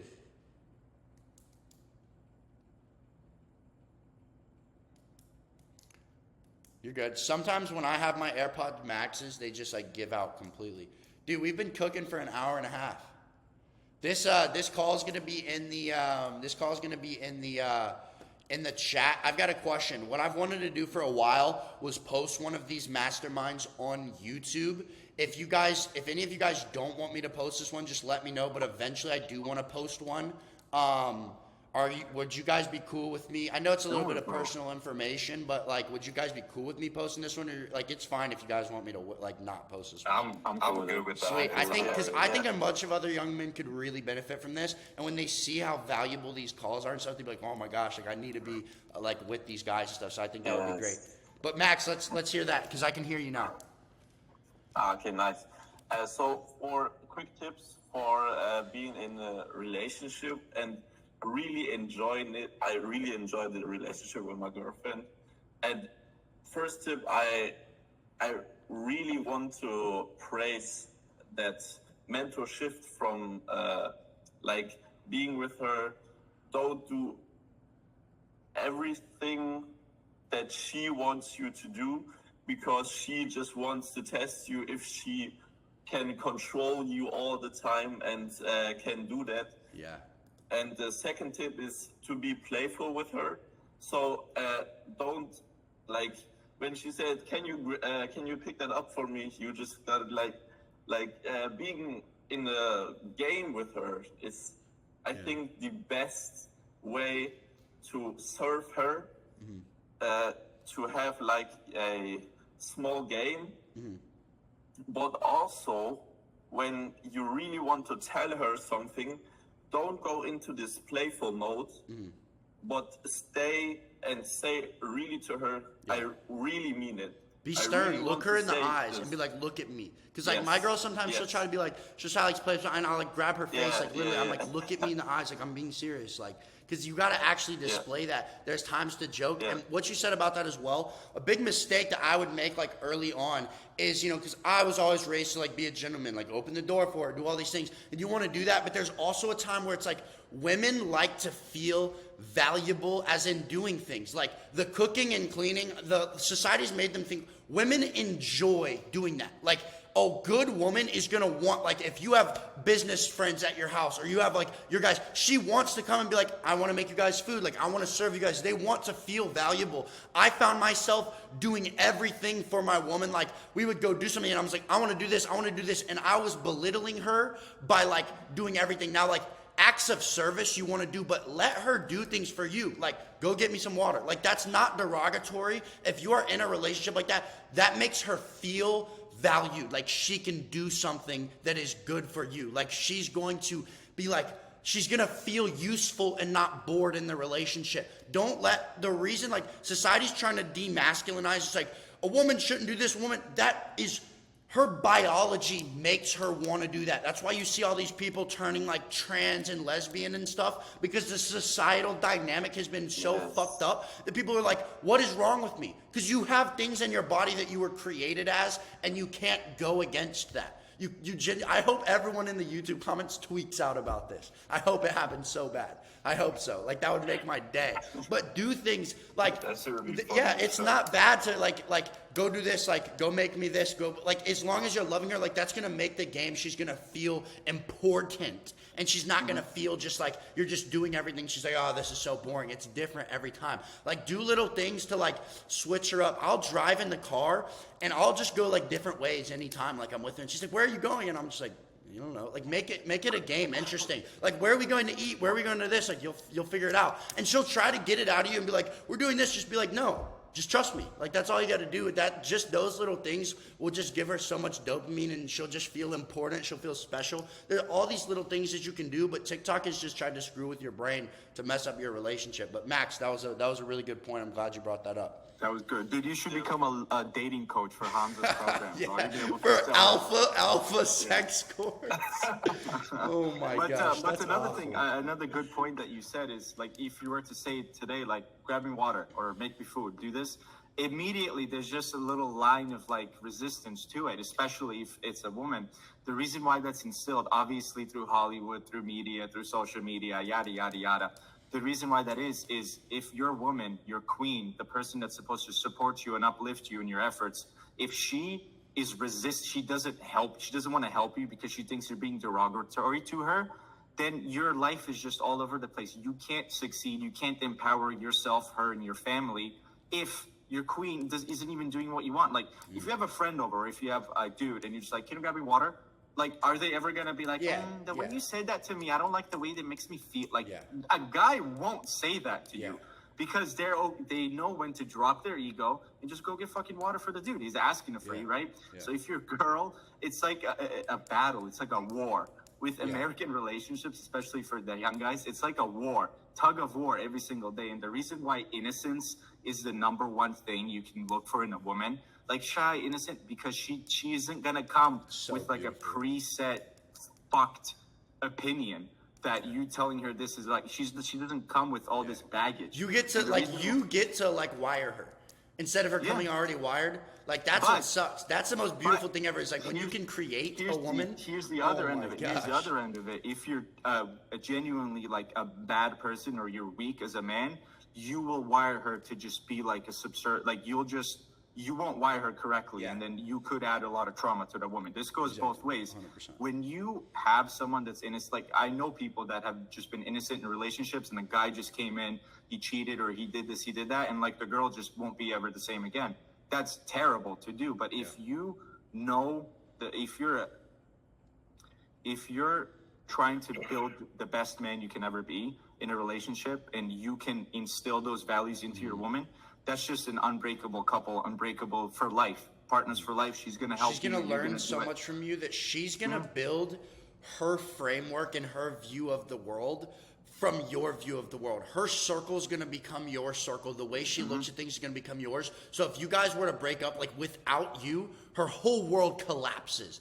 That's where these relationships come from. And it's not in a bad way, but it's like, if I have like taught my woman all these frameworks, like all the music that I've listened to, like just like small little things. I remember like when we broke up for like a while, she told me, she was like, I just missed the conversation I had with you. And my family would like, we would go to these restaurants that we used to go to. And like, I just know, like I have all these restaurants that I like know all these little like tricks with the menu. Like you can do this, these just little like, these small little things. And she was like, every time I would go, I would order it the way that you did. And my family would be like, how'd you know that? And she was like, oh, it was just like, this is what John Mark would do. He would know all these things. And it's like, those little things will build all these little nuggets in her life, and she just won't ever, like, she'll be so attached to you that her whole world will be yours. And that's when she looks at you with these like eyes, and it's like, wherever you lead me, I will follow. Now, when you have that dynamic, and she also cares about you enough to be like, hey, I think you're blind in this spot. I think that you're procrastinating in this. I think that you're not being truthful with yourself. That is when you literally have a queen, and you will just become a king of like the chessboard, because you can move and then also be checked by someone who's not going to humiliate you, someone that's like intimately with you. And that's when that just like relationship dynamic just makes someone like way too powerful. But that's, we're already an hour 40 into this call. We'll save that for the next one. More importantly, she's going to raise your kids right. Exactly. That's the number you one. You need to be looking at every woman, even if you're young, through a framework of like, would I want this woman raising like my children? Because I've literally been with a woman before that made me like disgusted, because I looked and I was like, okay, be honest with myself. Even when I was like way lesser of a man, and I was like, I would not want this woman to raise my children. I was like, why am I with her then? Like, why am I even spending time around her? Like, something like that. It's just, there's so many things that I just like, society has just made us think that like sex means nothing, and just like all this stuff is like fine, and it's just, yeah, exactly. Austin, you're right. Like, it all ties into how you do anything is how you do everything. It's just, you have to create it. It's all about the who. It's not about the how. When you've created the who, the how just falls into place. That's just the end all be all. All right, Casey, let's hear it, and then Max, last one. Yeah. So I heard you. First off, I heard you mentioning like stuff about how, you know, I don't know how to like rephrase it. You're good. I'll pick out what you're saying. Fuck. But you're basically like, dude, this sounds so messed nah, up. Dude, it be like, oh, like what you want is basically a girl to like have to rely on you, right? That's kind of how, like, sort of, yeah. Correct. Now, I personally, I was raised by women, and my mother, I'm not really sure how her and my dad's relationship was, but she was put in a situation like that, and then my dad like cheated on her. Yeah. Right, and then my mom was left. It's like, I was a stay-at-home mom. I relied on everything for him. Well, now what do I do? Think about this. Think about this. I don't mean to interrupt you, but this is important. Think about this. Good. I'll hear you. If your dad would have become a man that adopted the framework of how I do anything and how I do everything, that never would have happened. He developed if he would have developed the rely on me, he would have been the type of man that she could have relied on him. Does that make sense? And then you never would be even asking this question. I get where you're coming from, but think about, in your case, that should make you even more want to develop the best man that you can be, and then gift that to your woman because your mom never had it, and be like, babe, you can rely on me. I'm always here for you, and never let yourself go down the road where she would ever have to experience that. If every man thought like that, it would be great. But if we teach the women not to rely on you, they're going to be attracting men that are like in that dynamic, and then that's probably going to happen. And like fatherlessness, and obviously you've dealt with this. Like, I can't imagine growing up without a father, how hard it must be, and like just like for that masculine role model. But even my dad for so long was just like not there. Like when I was going through like the biggest changes in my life, I had just moved to Atlanta from Birmingham. Huge culture switch, dude. Like when I lived in Atlanta, it was when I lived in Birmingham, it was like small little town, like no one, like I didn't even know like No one listened to rap music. No one. And then I moved to Atlanta, and like the kids are in like 7th grade, like vaping and like fucking and stuff. And I'm like, yo, what's going on? This is crazy. It was a crazy dynamic switch. And right when I'm experiencing all these things, my dad's not there for me, and you just get sucked into anyone that can influence you, right? And so I understand how hard that must be, and why there's probably pain in that subject. But that should make you feel like there is nothing that will ever bring me down. I'm going to be for a woman what my dad was never for my mom, so that no one ever has to be in that situation again. Right. No, it does 100%. Like, yeah. I would, like, I love my dad. I would say I'm more of a man than he is, and I'm 19. Yeah. And another thing, and I'm sorry, Mark, is that his name? I don't know. Who? I'm sorry for the whoever's waiting on, whoever Max. got their hand up. Max. Yeah, Max. Sorry about that. My bad. How do you, like, know when you've got a girl that's, like, good? Because I've been with a woman who I've tried to, like, guide in the correct direction, and she was just like, and I was a pussy at the time, and I gave her, Did like, she all come my possible pre-programmed? tips and- What? Did she come pre-programmed? No. Okay. Well, her parents, like, this is too much if it's going to be uploaded, but they were not good parents. They, so pre-programmed in the aspect of that, I suppose. Yeah. But, like, I wasn't able to, like, try to influence her in a better direction, because she would just be like, you're controlling. And I'm just like, bro, I'm just trying to make you, like, not addicted to alcohol and shit like that. Yeah. And then, you know, I got the fuck out of that. And that was what started, like, my self-improvement grind, because that was my lowest, was when I was with her. And then I went to another girl who was super caring and stuff like that. But, you know, she had these bad habits, and, you know, she always wanted my attention, which is, like, great, I suppose. But, like, when I would give it, you know, she was, like, addicted to, like, social media, TikTok, vaping, weed.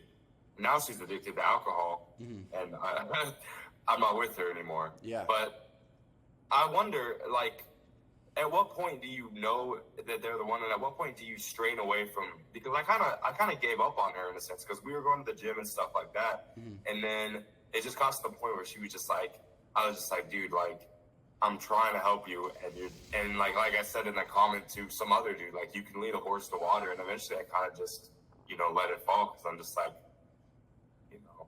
Yeah. And I guess the question I ask you that is, like, how do you know? Like, have you ever been with a girl who's, like, had 100%. like super bad habits like that? Can I be completely honest with you? Yeah. And I'm gonna level with you because I care. You always attract what you are. So if you are, and this is the problem with, you feel way more comfortable when you're with a woman, because any problem that happens, you can just you can cover it up with that. But the problem with getting in a relationship while you're still growing is that most people our age are not growing.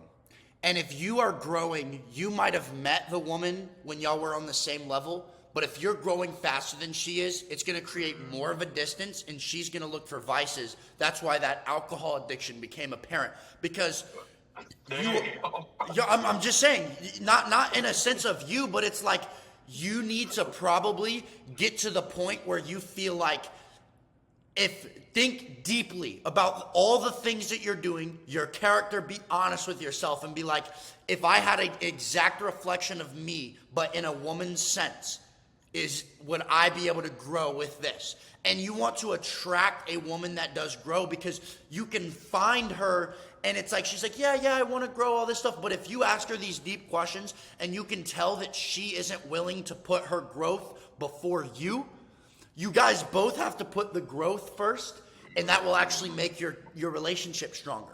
Because otherwise it's going to be a polarity where you're chasing the growth, she's chasing you, but you're not facing her, and misery loves company. So she goes and she looks to fill it with vices. Then she goes backwards while you're going forwards, and you're trying to lead her with you, and it's this big polarity. Y'all both have to be chasing the growth in order to lead together and end up together. That's kind of what's special about it. And it sucks because you want to think like, well, no, like I attracted this woman, but if you're honest with yourself, you only attract what you are. And if you are with someone, it's because they found comfort in you. You're never ever gonna have a multimillionaire guy who is like extremely, he's religious, he's extremely mature. He has all of his stuff, and then he's like, he goes and he's like attracted to some like drug addict woman. Maybe she becomes a drug addict through that, but you're never going to, those opposites aren't going to attract in that sense. Now, opposites of personality and stuff, sure, but they both have to be growth minded, and you have to build that bond together. Otherwise, it's going to be really, really hard to lead her. She has to come to you knowing like, I'm willing to grow, and you have to be like, this is what is priority. This is what I am chasing. What I found works for me is the vision that I've created, once you get to the point where you're like, okay, I want to date this woman, go deeper, say, this is what I'm going to become. This is how I want my life to look like. And then you hear what she thinks about that, and if it doesn't align with you, you know that y'all are just going to be continuously clashing. And I've heard this thing, and it's like, you can really love a woman and care about her, but you're not supposed to be with her. You can miss a woman deeply, but that doesn't mean you need to be with her. But just because of the connections that you've developed, and you always think like, maybe she's the one because I miss her, that's not always true. When she is, you'll have this peace about you where you're like, this woman makes me better, and you know that you're not covering that up because you'll feel yourself, you're in conflict with yourself constantly. Nothing's going right when you're lying to yourself. And when you're lying to yourself, it's really, really hard to sit there and drop your ego and be like, I'm lying to myself. But I've had to do that so many times, and it sucks because you feel like your whole world collapses at once, and it does. But then you get to rebuild it back up upon truth, and that's when everything starts to actually flow. And it's difficult, but that's what's so beautiful about this life is that we get to learn. Like how terrible would life be if it was constantly happy all the time? Because you wouldn't know any other dynamic, and the happiness would suck, right? It's like Hermosi talks about this, and some people don't like it, but he's like, who says that like rain is bad and sun is good? It just is. And who says that like the feeling of like bad is bad and the feeling of sadness is bad and the feeling of happiness is good? It's just sadness or happiness. But we've put this dynamic on it. Huh? Exactly. Like when I feel sad, I'm like, I'm conditioned to be like, this sucks, but I'm like, I'm sad, and it could just be because I didn't do this or I didn't accomplish this. Or you can also just lead to the fact that it's like I did something to make the serotonin in my brain level drop. Simple as that. And that also goes back to the cold shower. It's like the cold shower sucks ass, but when I think about it, I'm like, all it is cold. The water temperature is cold, and it's on my skin, and it sends a chemical to my brain that's like, this is cold. So when I think about it like that, I'm like, fuck it. I can just do it anyways. But we build up these things where like, oh, this work is so hard. But the only reason it's hard is because I'm sitting down and I have all this dopamine that my brain knows is good and easy and comes from my phone. This work is hard, but in all honesty, is it actually hard? All I'm doing is moving my fingers and using my brain. When you think about it like that, it kind of changes the dynamic a little bit of things, you know? Wes Watson says the best thing about it. I think I'm gonna butcher it, but all like negative states of being are just internal notifications. Yeah, that's what they are. When you're sad, you're not doing something. 100%. Yeah, obviously a situation could happen in your life suddenly out of your control, and you're sad about it. That's where faith comes in. Faith can help you a lot when something outside of your control is happening. But if you're sad because you don't know why I'm sad, and then you ate dog shit food, you missed your wake up, you didn't go work out well, you jacked off, and then you're sitting down here like, I'm sad. Like, there's a reason for it, man. What do you do? What do you do on your test days? Because you have the days, everything's going good, and then this is the problem. What people don't understand is you're always going to have a test day. The world's going to be like, okay, I see you, son. You've been grinding. You've been putting in the work. Here's your opportunity to get to level 2.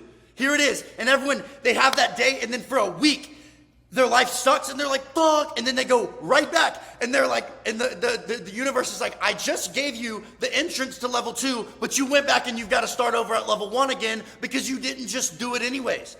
Every single time. And then you'll break through to level 2, and then it'll be good, and it'll be hard again, and you got to build it up, and then you get to level 3. But the more you realize, I'll wake up, and I'll feel it. I'm like, it's a test day. And I'm like, you're not gonna get me down. I can feel it. And there's still days when I go backwards, but like I just broke in life, like in the level of the game. The levels are so much higher. Like I felt myself, like I just broke into level 2. I am like financially independent on my own as a 19-year-old. All like I can control every single thing that happens in my life, all of that. And it's like, that's good, but it took me, I had to fight the boss for like 3 months.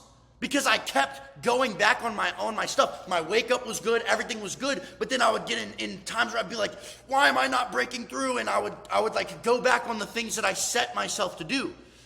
But if you just continue to hammer, the glass ceiling breaks, boom, you're on to the next level. And the more that you're able to conquer that, the faster you can get through the levels. And some levels, the boss is the exact same from the first 3 levels, but it's all different 3 of them. And you have to use your skills that you've had to fight them all. And then like when you gamify it like that, and you start looking at every single negative aspect as an actual stepping stone, think about this. If you have a huge problem, that is a bigger opportunity to get better faster.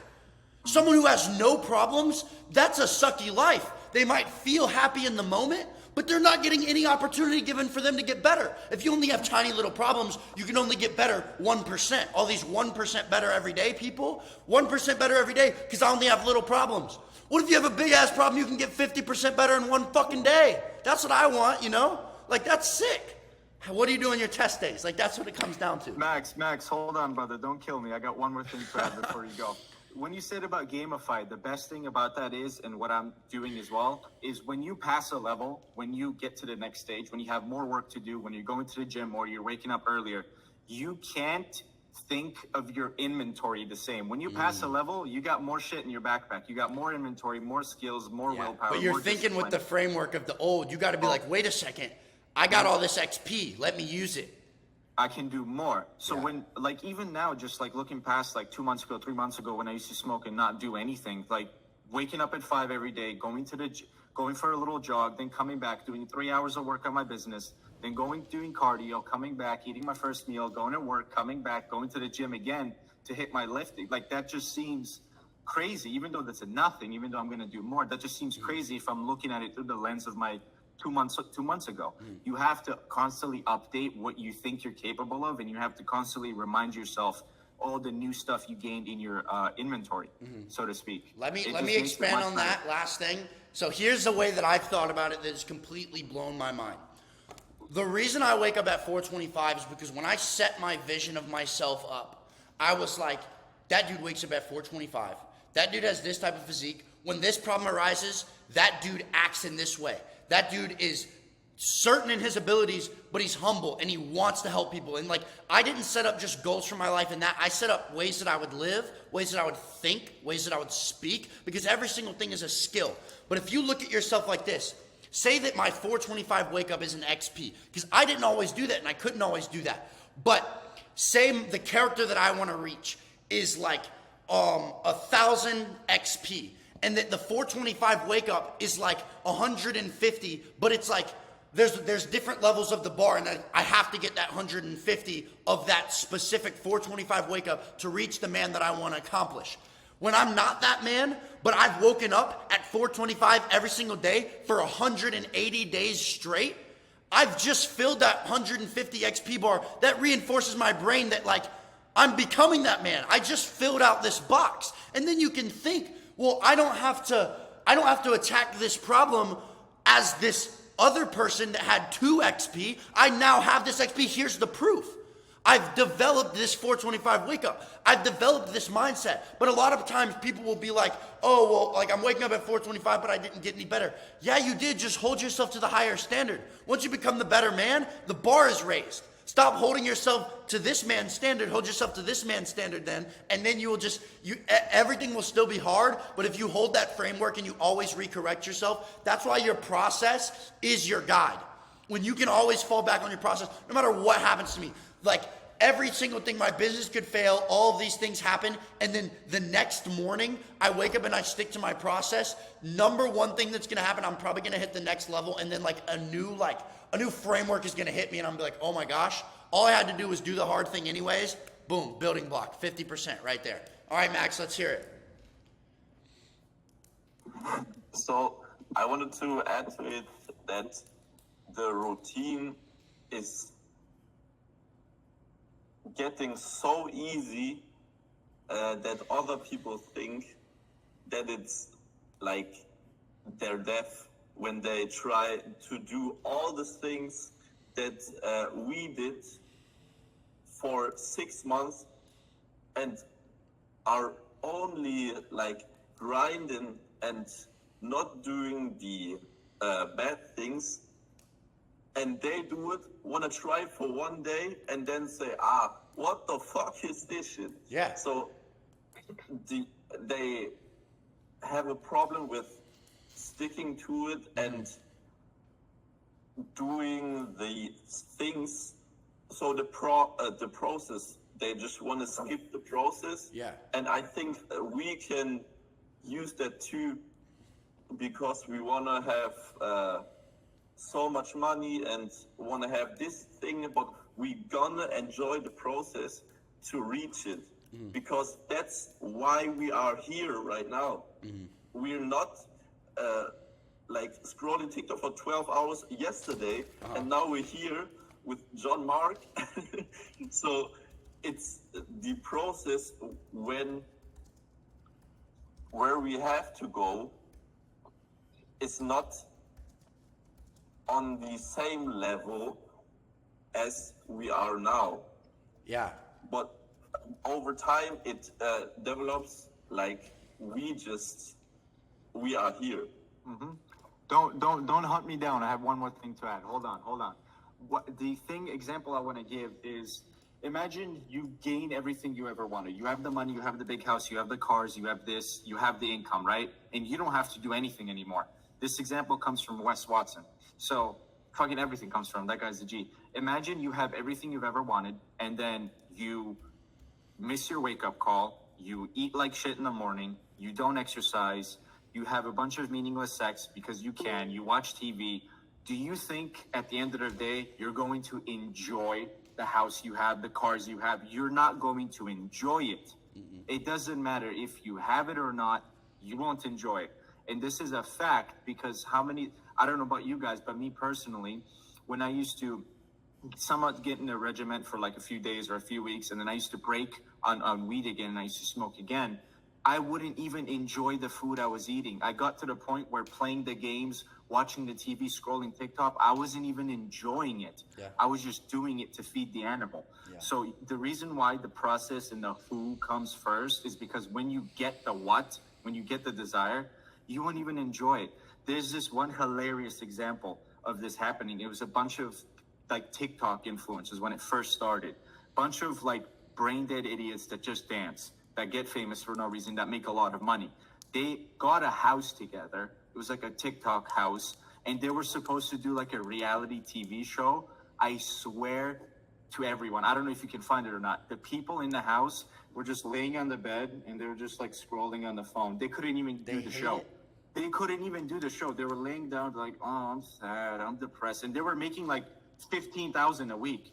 And they were just laying down scrolling. Like, that is a beautiful example. I know you think that, oh, if I have this much money and this much money, then I will become a disciplined man. Hell no. It's backwards for a reason. Yeah. It's literally backwards for a reason. You literally can't enjoy anything. But I thought the other day, and I had this framework hit, because I'm sitting here in my apartment, and like, this is not like, I don't spend any money on anything but necessities. Like, I had to go get toilet paper the other day, and like, I was just like, fuck, like, I don't even want to go spend money on that. Even though I have, like, I'm fine. Like, I'm doing great. I just don't, all right, Eric, go kill it, bro.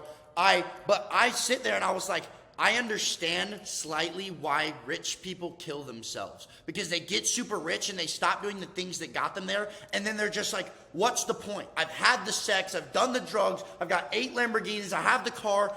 And it's like the only things that keeps you going is chasing the highest version of yourself every day. Because all these things come and they're nice, but you can't even enjoy them unless you are suffering. The suffering, like, as humans, we need suffering, we need effort, like, you need it. And when you get all these things, if I just laid in my bed all day long and tried to, like, it would be awful. You have to, and everyone thinks that they can just like lay in comfort and it's just gonna make their life's gonna feel good. Sacrifice is paradise. Comfort is actually the death of the soul. Comfort is genuinely the death of the soul. That's why if you're in high school and you have all this homework to do and you are like, you know what, instead of doing my homework, I'm gonna play the game. Can't even play the game because you're thinking about the homework that you have to do the whole time. If you go and you are like watching a movie with your girlfriend, but you have like 10 client outreaches that you're supposed to do, you can't even love your girl and spend time with her because you're thinking about the client outreach. If you did the client outreach, then you could go and sit down and you could just be like, What else? I want to go work again. Like, you can just sit there and just like actually enjoy the moment, and it's just, and you don't feel like a fraud. You have to prove to yourself, and everyone has just pushed this narrative of just like, when you get this, you'll be happy. No. When you become him, you will be happy, because then everything just starts to come to you. Like the law of attraction only becomes present once you've created that man, because the action is so inevitable that it'll just feel like normal life to you. So everyone thinks like you have to work so hard, And the reason all the top people are like, it's not even that hard, because they've developed themselves into such disciplined human beings that the work, like their normal day, is something that would kill other people. But like, you'll just develop yourself into someone that it's easy for you. It's easy. I can wake up at 4:25 because I've done it so many times. I've done the battle so many times that there's no option, that it's not even like a chore for me anymore. It's just like normal. The cold shower is just normal. And it's like someone who's never worked out before, the gym sucks. But for me, it's not like, am I going to go to the gym today? It's like, what am I hitting, you know? Like, I'm excited I get to go in there today. Some days it's not going to be amazing, but like, I just go anyways. It's just normal. And my workouts to some people would just be so grueling and awful, but I'm just like, I'm pushing myself. Like, that's what I need to do. And that's just what makes life beautiful. That's what gives life the meaning. And then sharing that with other people. The only reason that I want to accumulate money is so that I can serve others and I can do things for others from my sacrifice. I want to sacrifice so that it's like my little sister never has to go through the things that I went through, ever. And when, like, the person that I was, I don't want to say, there's only so much things that I can get for myself that make me feel good. I want to be able to, when people are with me, I take them out to eat. No one brings their wallet out. I pay for it. Even though I put in the work, that makes me feel fulfilled, that other people get to benefit from my sacrifice. That is what I want. Because the money doesn't really mean much to me, because I know that, like, if I have a Lamborghini, but no one likes me and I'm by myself, like, it's not fun because it sucks. But if I can go around and I can drive around the city and I can connect some homeless people with some jobs, help them get into a better life, that makes the sacrifice worth it. And when you have that framework, you can work so much harder. I couldn't wake up at 4:25 just like because I want to post a YouTube video, but I can wake up at 4:25 because I know that if I were to miss, Max sees and he's like, oh, well, you know, I look up to John Mark. John Mark missed his wake up, so I can also miss my wake up and I'll still make progress. The fuck? Then I'm a fraud. Like, it gives you have to have more meaning outside of yourself, and then you just start making the crazy progress. And yes, it still sucks, but when you pull away from that internal, like, animal, and you start serving other people with your work, that's when everything starts to change. The reason I'm able to get up at 5 every day now, even though I cannot, I hate it, is because of the tribe. It's because I post every day, and if I don't post it, boys are going to see it that I want to wake up with me, like Tristan and Eric, right? They wake up, they always be posting about it. If I don't post it, I'm just like, bro, what are these fuckers going to think of me? Yeah. I can't be doing that, bro. You have to do more when you're helping others, when you're inspiring others. And I'm not saying I'm doing more than you guys are killing it, but you have to do more. As a leader, you have to be in the front and you have to do it. And one of the things today was fucking difficult. Like, I woke up at 2 and then I went right back to, like, I literally came back from work yesterday, or from the gym, and then I laid down with my clothes and I passed the fuck out. And then I woke up at 2, I felt like, what the fuck's going on? I'd take my clothes off, brush my teeth, go back in. And then I just got shit sleep after that. And 5, when that alarm hit, dude, it was so hard. I was just like rolling around for like 5-10 minutes. I was just like, the one thing that saved it is like, bro, I gotta post this shit in the school community. I gotta get the fuck up. And I did, and I took a picture. Obviously, I posted it. You guys saw it. That helps me a lot. If you guys have issues with like wake up calls, like wake up times, and like you can't really fake a wake up time, right? I take it on Instagram. I show the time and I post it, and you guys can see what time I posted it. Just start posting it in the group. Just hold yourself accountable through having other people see what you're doing. Like, people know now that I get up at 5. For me, here's another thing. There's 2 different mindsets. There's 2 different attitudes you can have. How many times have you seen someone, they're like, oh, I'm trying to quit drinking. And they go at the bar and their friends offer them a drink. They're like, no, I shouldn't. And then his friends offers again. He's like, okay, fine, I'll drink it. There's a difference between that guy and a guy that says, I don't drink. Just straight up. Exactly. Instead of I shouldn't, I don't drink. Don't identify with, well, I shouldn't. No, I don't do that. And everyone, they're like, well, I've got this kid that we like used to be like best friends, but a lot of people that have to, bro, group wide shared tribe of hacker. Yeah, I'm working on that. That's also something I'm working on. It's really, really That's good. crazy. You're gonna That's see that. good. You're gonna see that very, very soon. But like, and they're like, well, I've cut my drinking down to twice a week. I've done this, and they're like, you've got to wean down. You've got to be healthy. This is the biggest thing. What it starts with is like, if you do something that you know is bad, at least like admit it. Be like, this is bad, but I do it anyways. That's way, way, way better than lying to yourself and being like, I do this because this. Like Iman Gadji, if you guys probably know who Iman Gadji is, like super successful business owner, whatever. I wouldn't say he's like master of like personal development because he still will go out and like drink and stuff like that. But he's like, I'm not sitting here and saying like, I drink because this. There's literally people who are like, well, doctors say that having a glass of wine every day is healthy and all that bullshit. He's literally just like, it's not good for me, but I do it anyways. You know? And at least self-reflect to that. You should get to the point where if you know something's not good for you, it's not fitting from you, you cut it off completely. But it's so much better than being like, everyone in my comments is like, oh, no, masturbation's not killing your gains. You have to do it once a week in order. And I'm like, shut the fuck up.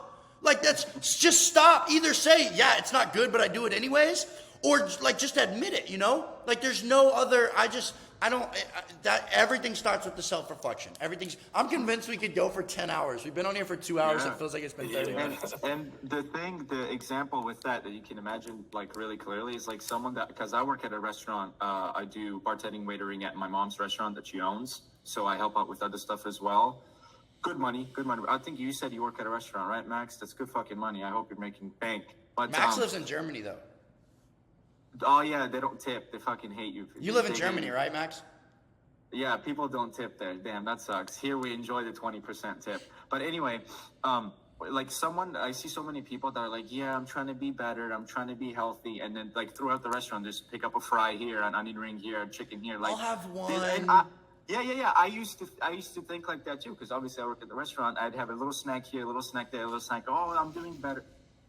Oh, okay. Yeah, I'm doing better. I'm trying to be a little more healthy. There's a difference between that and just saying, yo, besides my 3-4 meals today, I'm not going to touch a single calorie. It is easier to say no. Because like a lot of the days of the week, I have like desserts and I have snacks and stuff. Even though like the fridge is 85-90% good, my family eats good. There's still temptations, there's still snacks, there's still like a bottle of wine, even though I never really like to drink. If you just like, oh, I'll have a little bit, oh, I have one piece, I have another piece. It is so much harder for you to not have anything else that day, that week, that month. Just saying no completely outright.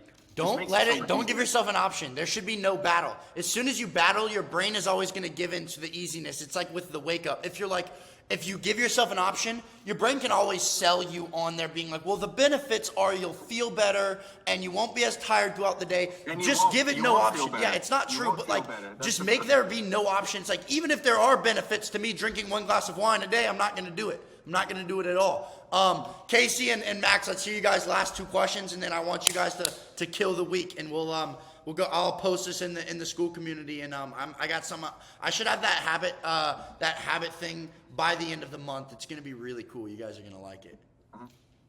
I think Max was first again, so that's all. Yeah. It was to the relationship thing. I think we can focus on Alex and Layla Hormozi for their relationship because they're both chasing goals. So they don't wait on each other to have time to spend with them. And one is laying on the couch and the other one is working. So they both can reach their goals and be satisfied with that, with who they are. Yeah. But also have the beneficial that they have another person in their life that they can talk to and can really give in to sometimes and really say, I can't do that. And the other one is motivating. And so it's like being in a relationship like that is a whole other world, I think. I don't know because I'm not, but it's a whole other world because both are working on their purpose. Yeah, 100%. I would say 100% it's good to model after, but just be careful. Don't expect to find a woman like Layla Hermosi, because most women are not going to be okay with a dude being like, our business will always come first in our relationship, and we're only getting married because it benefits the business and stuff like that. That's the one thing that's like, don't look for that, because that's not very rare. But what you said, the example you gave about them chasing their goals first, that is 100%. Like, that is good to do. But can you guys still hear me? Yeah. Oh, okay. Google just made that sound like when the meeting ends. But yeah, Casey, let's hear that last question. Yeah, so I think this is a really big one, and I've said in a couple posts that I'm sure you've seen, but I've wrestled a lot with, first it comes friends, but then after that first it comes family, and then after that it comes friends, in terms of how big of a problem it is. Yeah. But, trying to improve friends and family, like, around you, and like you said, I think your dad was like, oh, it's stupid and stuff like that, and I don't even know where I'm going really with this question, but kind of just like I don't know, just like, what are your thoughts on that? Because I personally, I have a mom and sister. Like I said, I was raised by them, and I noticed that I was put in a bad position, with all love to them, because of the way that they lived their lives. I was a fat kid. I hated life, and it's because, like, my mother and my sister, of course, with all love, they ate unhealthily, and I was just exposed to that. And I tried to uplift them and be like, don't do this. Don't, like you said, don't take these, like, shitty pharmaceuticals. Don't, don't. I remember my mom got mad at me because I told her, and it was a bit brash, I would admit, but I was like, hey, Mom, like, because I don't come from much. I was poor. I was poor. So, anyways, but I was like, hey, Mom, like, if you quit getting takeout food every night, like Pizza Hut and shit, you would be healthier and you would have a lot more money. Yeah. And I just got I got ousted because it, like, threatened your ego or something like that. Yeah. And it was a super tough situation, because then I felt like I was a huge asshole, and I just told her how it was. I'm like, dude, and I don't know how. No, I've dealt with that specifically. Exactly. Yeah, I 100% have, because my parents are the same way. I'm going to ask you a couple questions to really dissect that. So first of all, when that exact instance happened, how substantially different was your physique? How much had it changed? Were you just in the process of working towards it, or were you like super, super ripped, like you had something to actually be like, look, here's my proof? I'd say I'm still not super, super ripped. Yeah. But well, if that's it, has that been your goal, that you're like, is there, obviously you've had physical progress. Here's my thing. What do we follow? We follow people we want to be like, right? Because they've set an example.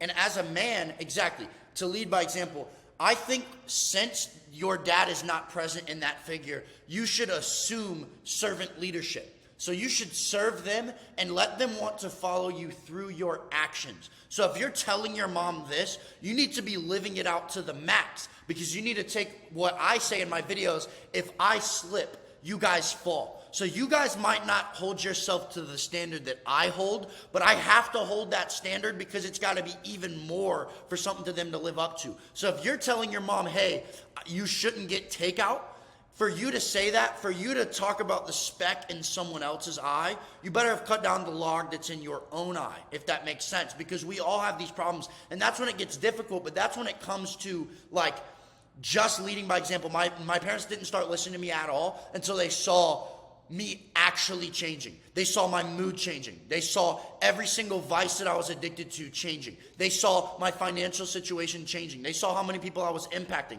They saw, like, my skin get clearer, my confidence get more, the way I was holding myself get more. And they saw everything that I was telling them, instead of them feeling like I was just a dick saying, like, hey, you need to do this, hey, you need to do this, hey, you need to do this. And I was working on changing it myself, because I had these realizations and I cared about them, but I hadn't fully changed it. They're like, you're just talking about that to me, you're talking about that to me. But I said all these things, I planted those seeds, and all the time they'd be like, you're such a dick, like you're just trying to say this on me. And I was like, no, I'm saying because I care about you.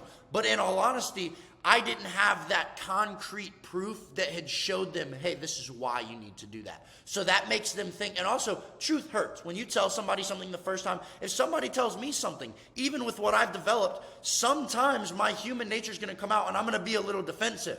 But at my nightly meditation, when I'm reflecting on it, I'm like, you know what? That person's right. I'm always going to drop my ego. This happened to me, my mom the other day.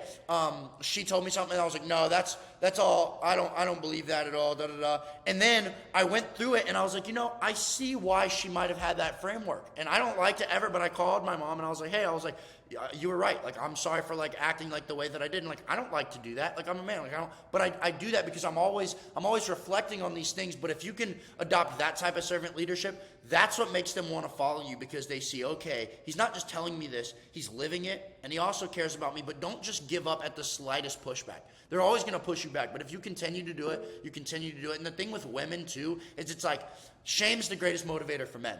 But when I try to motivate my two sisters and my mom, the way that I do my dad, they get all defensive and they're like, you're such a dick, da, da, da. And I'm like, because I'm trying to give them what works for me. Because as a man, it's like, if someone's just patting you on the back and it's like, it's okay, like everything's going to be great, that doesn't make us get up off our ass and move. Women are kind of more like that. And as much as I hate to admit that, that's like what I struggle with a lot. And that's why, like, I'll see these comments and it's like, 4% of my audience is girls, and they're like, why don't you address girls? I'm like, because I don't want to sit here and be like, it's okay, guys. Like, I don't want to do that, right? But you have to, if you care about them enough to where you can just kind of learn maybe what will help them and continue to persist and continue to provide that value, but show it through your actions to where they're like, wow, like, look at the man that Casey has become. Like, wow, look at that type of man. Like, and that's going to attract them towards the things that you're preaching. Yeah, no, I mean, I agree entirely. I ended up just moving out because... Yeah, I mean, that's also, that's what I did. Yeah. I like the way that they acted kind of, it hindered my life. Oh, yeah. And there's been a lot of stuff that they've done that hasn't. Like, I remember when I was like 15, I was like, hey, Ma, like, add me as a second user on your credit card so my credit score can go up. Oh. This will help me out. I don't even know what the fucking word is. But exponentially. And then she just like... Yeah, and then financially too, but I was gonna say substantially. Yeah. And then she just like didn't do it. And it's like, it's stuff like that where it's just like, dude, you are like, and it sucks, and it's like, it sucks, but it's like, dude, you are harming me. Yeah. Like, I'm telling you things that will help me out, and it's making my life worse so you're not listening to me, as well as your own. Think it's about like, this. Dude, I'm gonna buy you a house one day, you know? But your son's going to have an 820 credit score by the time he's 19, because since that happened to you, it'll never happen again. So that's the biggest thing. When you're entrusted with these problems, you're being told like things that have happened to me in the past, I'm always like, okay, I have to sit and be like, why is this happening to me? What am I supposed to take? Like, I may be the sacrifice, like I have to get the shit end of it, but I'm going to make sure that the other person gets the good end of the stick from what I had to experience, you know? And if you start to think about it like that, you can always look at it. I'm going to be honest, I don't agree with that at all unless it's like family members. I think every single relationship is transactional. And that might sound harsh, but every single solitary one is. Because if you have, this is the thing. Psychologically, that's proven. It's proven. Every relationship is transactional, because think about this. If I'm hanging around someone and all they're doing is taking away from me and not benefiting me at all, they don't care about me. Why would you do that? Yeah, I think every single solitary relationship is transactional. I'd like to hear your feedback as to why you don't think that. That's what I meant in this case with mom. Don't always look at a relationship as a trade-off. Okay, I guess we're on the same page, just with different type of words. But like, yeah, it's always got to be like, and sometimes it's just time. Like your mom, Casey, like she might see in the future and she'll be like, thank you for continuing to like nag me and like not giving up on me about this, and like I'm sorry, and like you know how good that's gonna feel that like even though there was pain, like you knew. It's always with that delayed gratification. Like there's this story, and I'll tell it very, very shortly, of like this billionaire who like he had a son, and his son was super, super lazy, and he finally gave him he got him set up with a job, and he like worked super hard, and then he got fired. And then every single job that he got, he would be fired after 2 years, no matter how much better he was. And he found out eventually that his dad had set up these jobs with all of them, and he was like, no matter how good he gets, fire him after 2 years. And when his son found that out, he was like super pissed, and he was like, I'm never talking to you again. And he went like 10 years of like working all this stuff, but he reflected and he realized that he was such a spoiled kid that if his dad wouldn't have done that, he would have just had everything be comfortable for the rest of his life. And his dad was willing to risk that 10-year gap where they didn't speak because he knew it would be good for him, and he knew that in the future, he would be like, thank you so much for doing that. And there's times when you have to do that. Like, my son, his life's gonna suck so bad, dude. Like, so bad.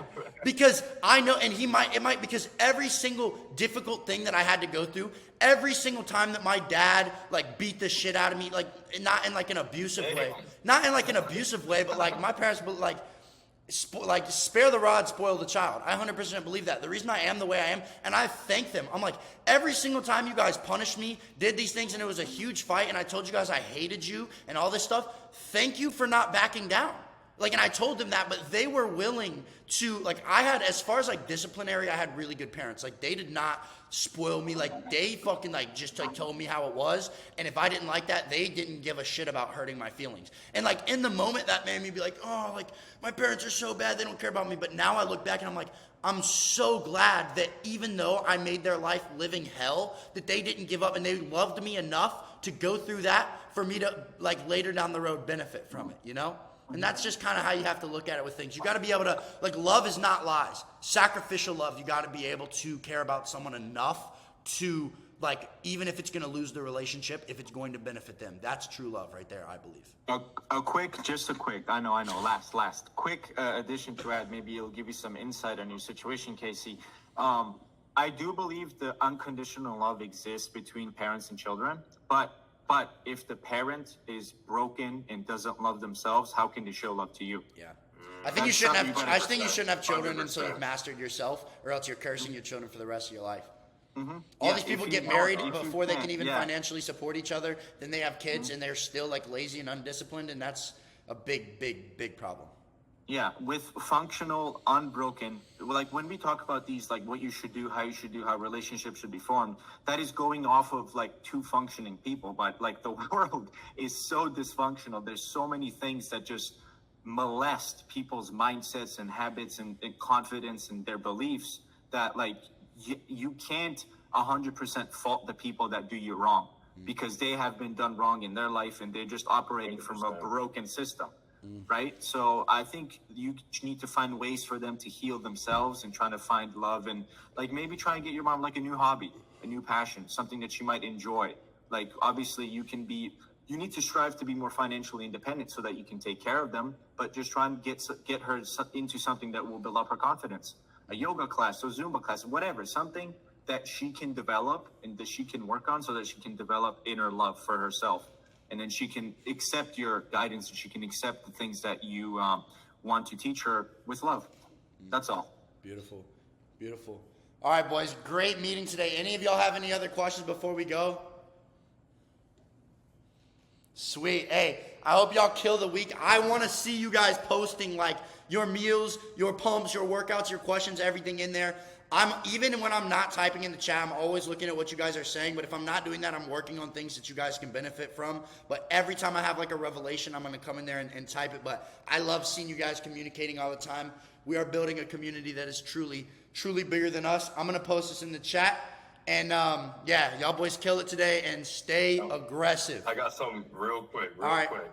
Do you think in the future we might have like in-person meetups? Have you ever considered? Yeah. I'm definitely gonna do like the Luke Belmar type of like masterminds where we like go to like. That would be fire. Yeah, 100%. It's gonna be something like that. But we'll all have had to level up because what I'm gonna do is it's gonna be like obviously like a paid mastermind, but all the money goes towards like getting us a big ass like villa and like paying like for the food and like the jet skis, and then we all come together and like I'm not gonna make any money off of it, but we all come and we like mastermind and shit like that. It's gonna be sick. But that'll be in the future once we're all you OG guys. I'm gonna set it up to where like there's some way that you guys can contribute to this. And like, since you guys were the OG, like once there's like thousands of people in here, you guys are going to be the OG, like founding members, and your membership will probably be free. Something like that I'm going to try and work out. So that's what I want to do.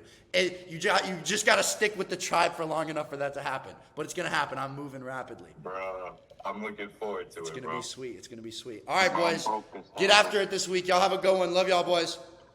See you guys.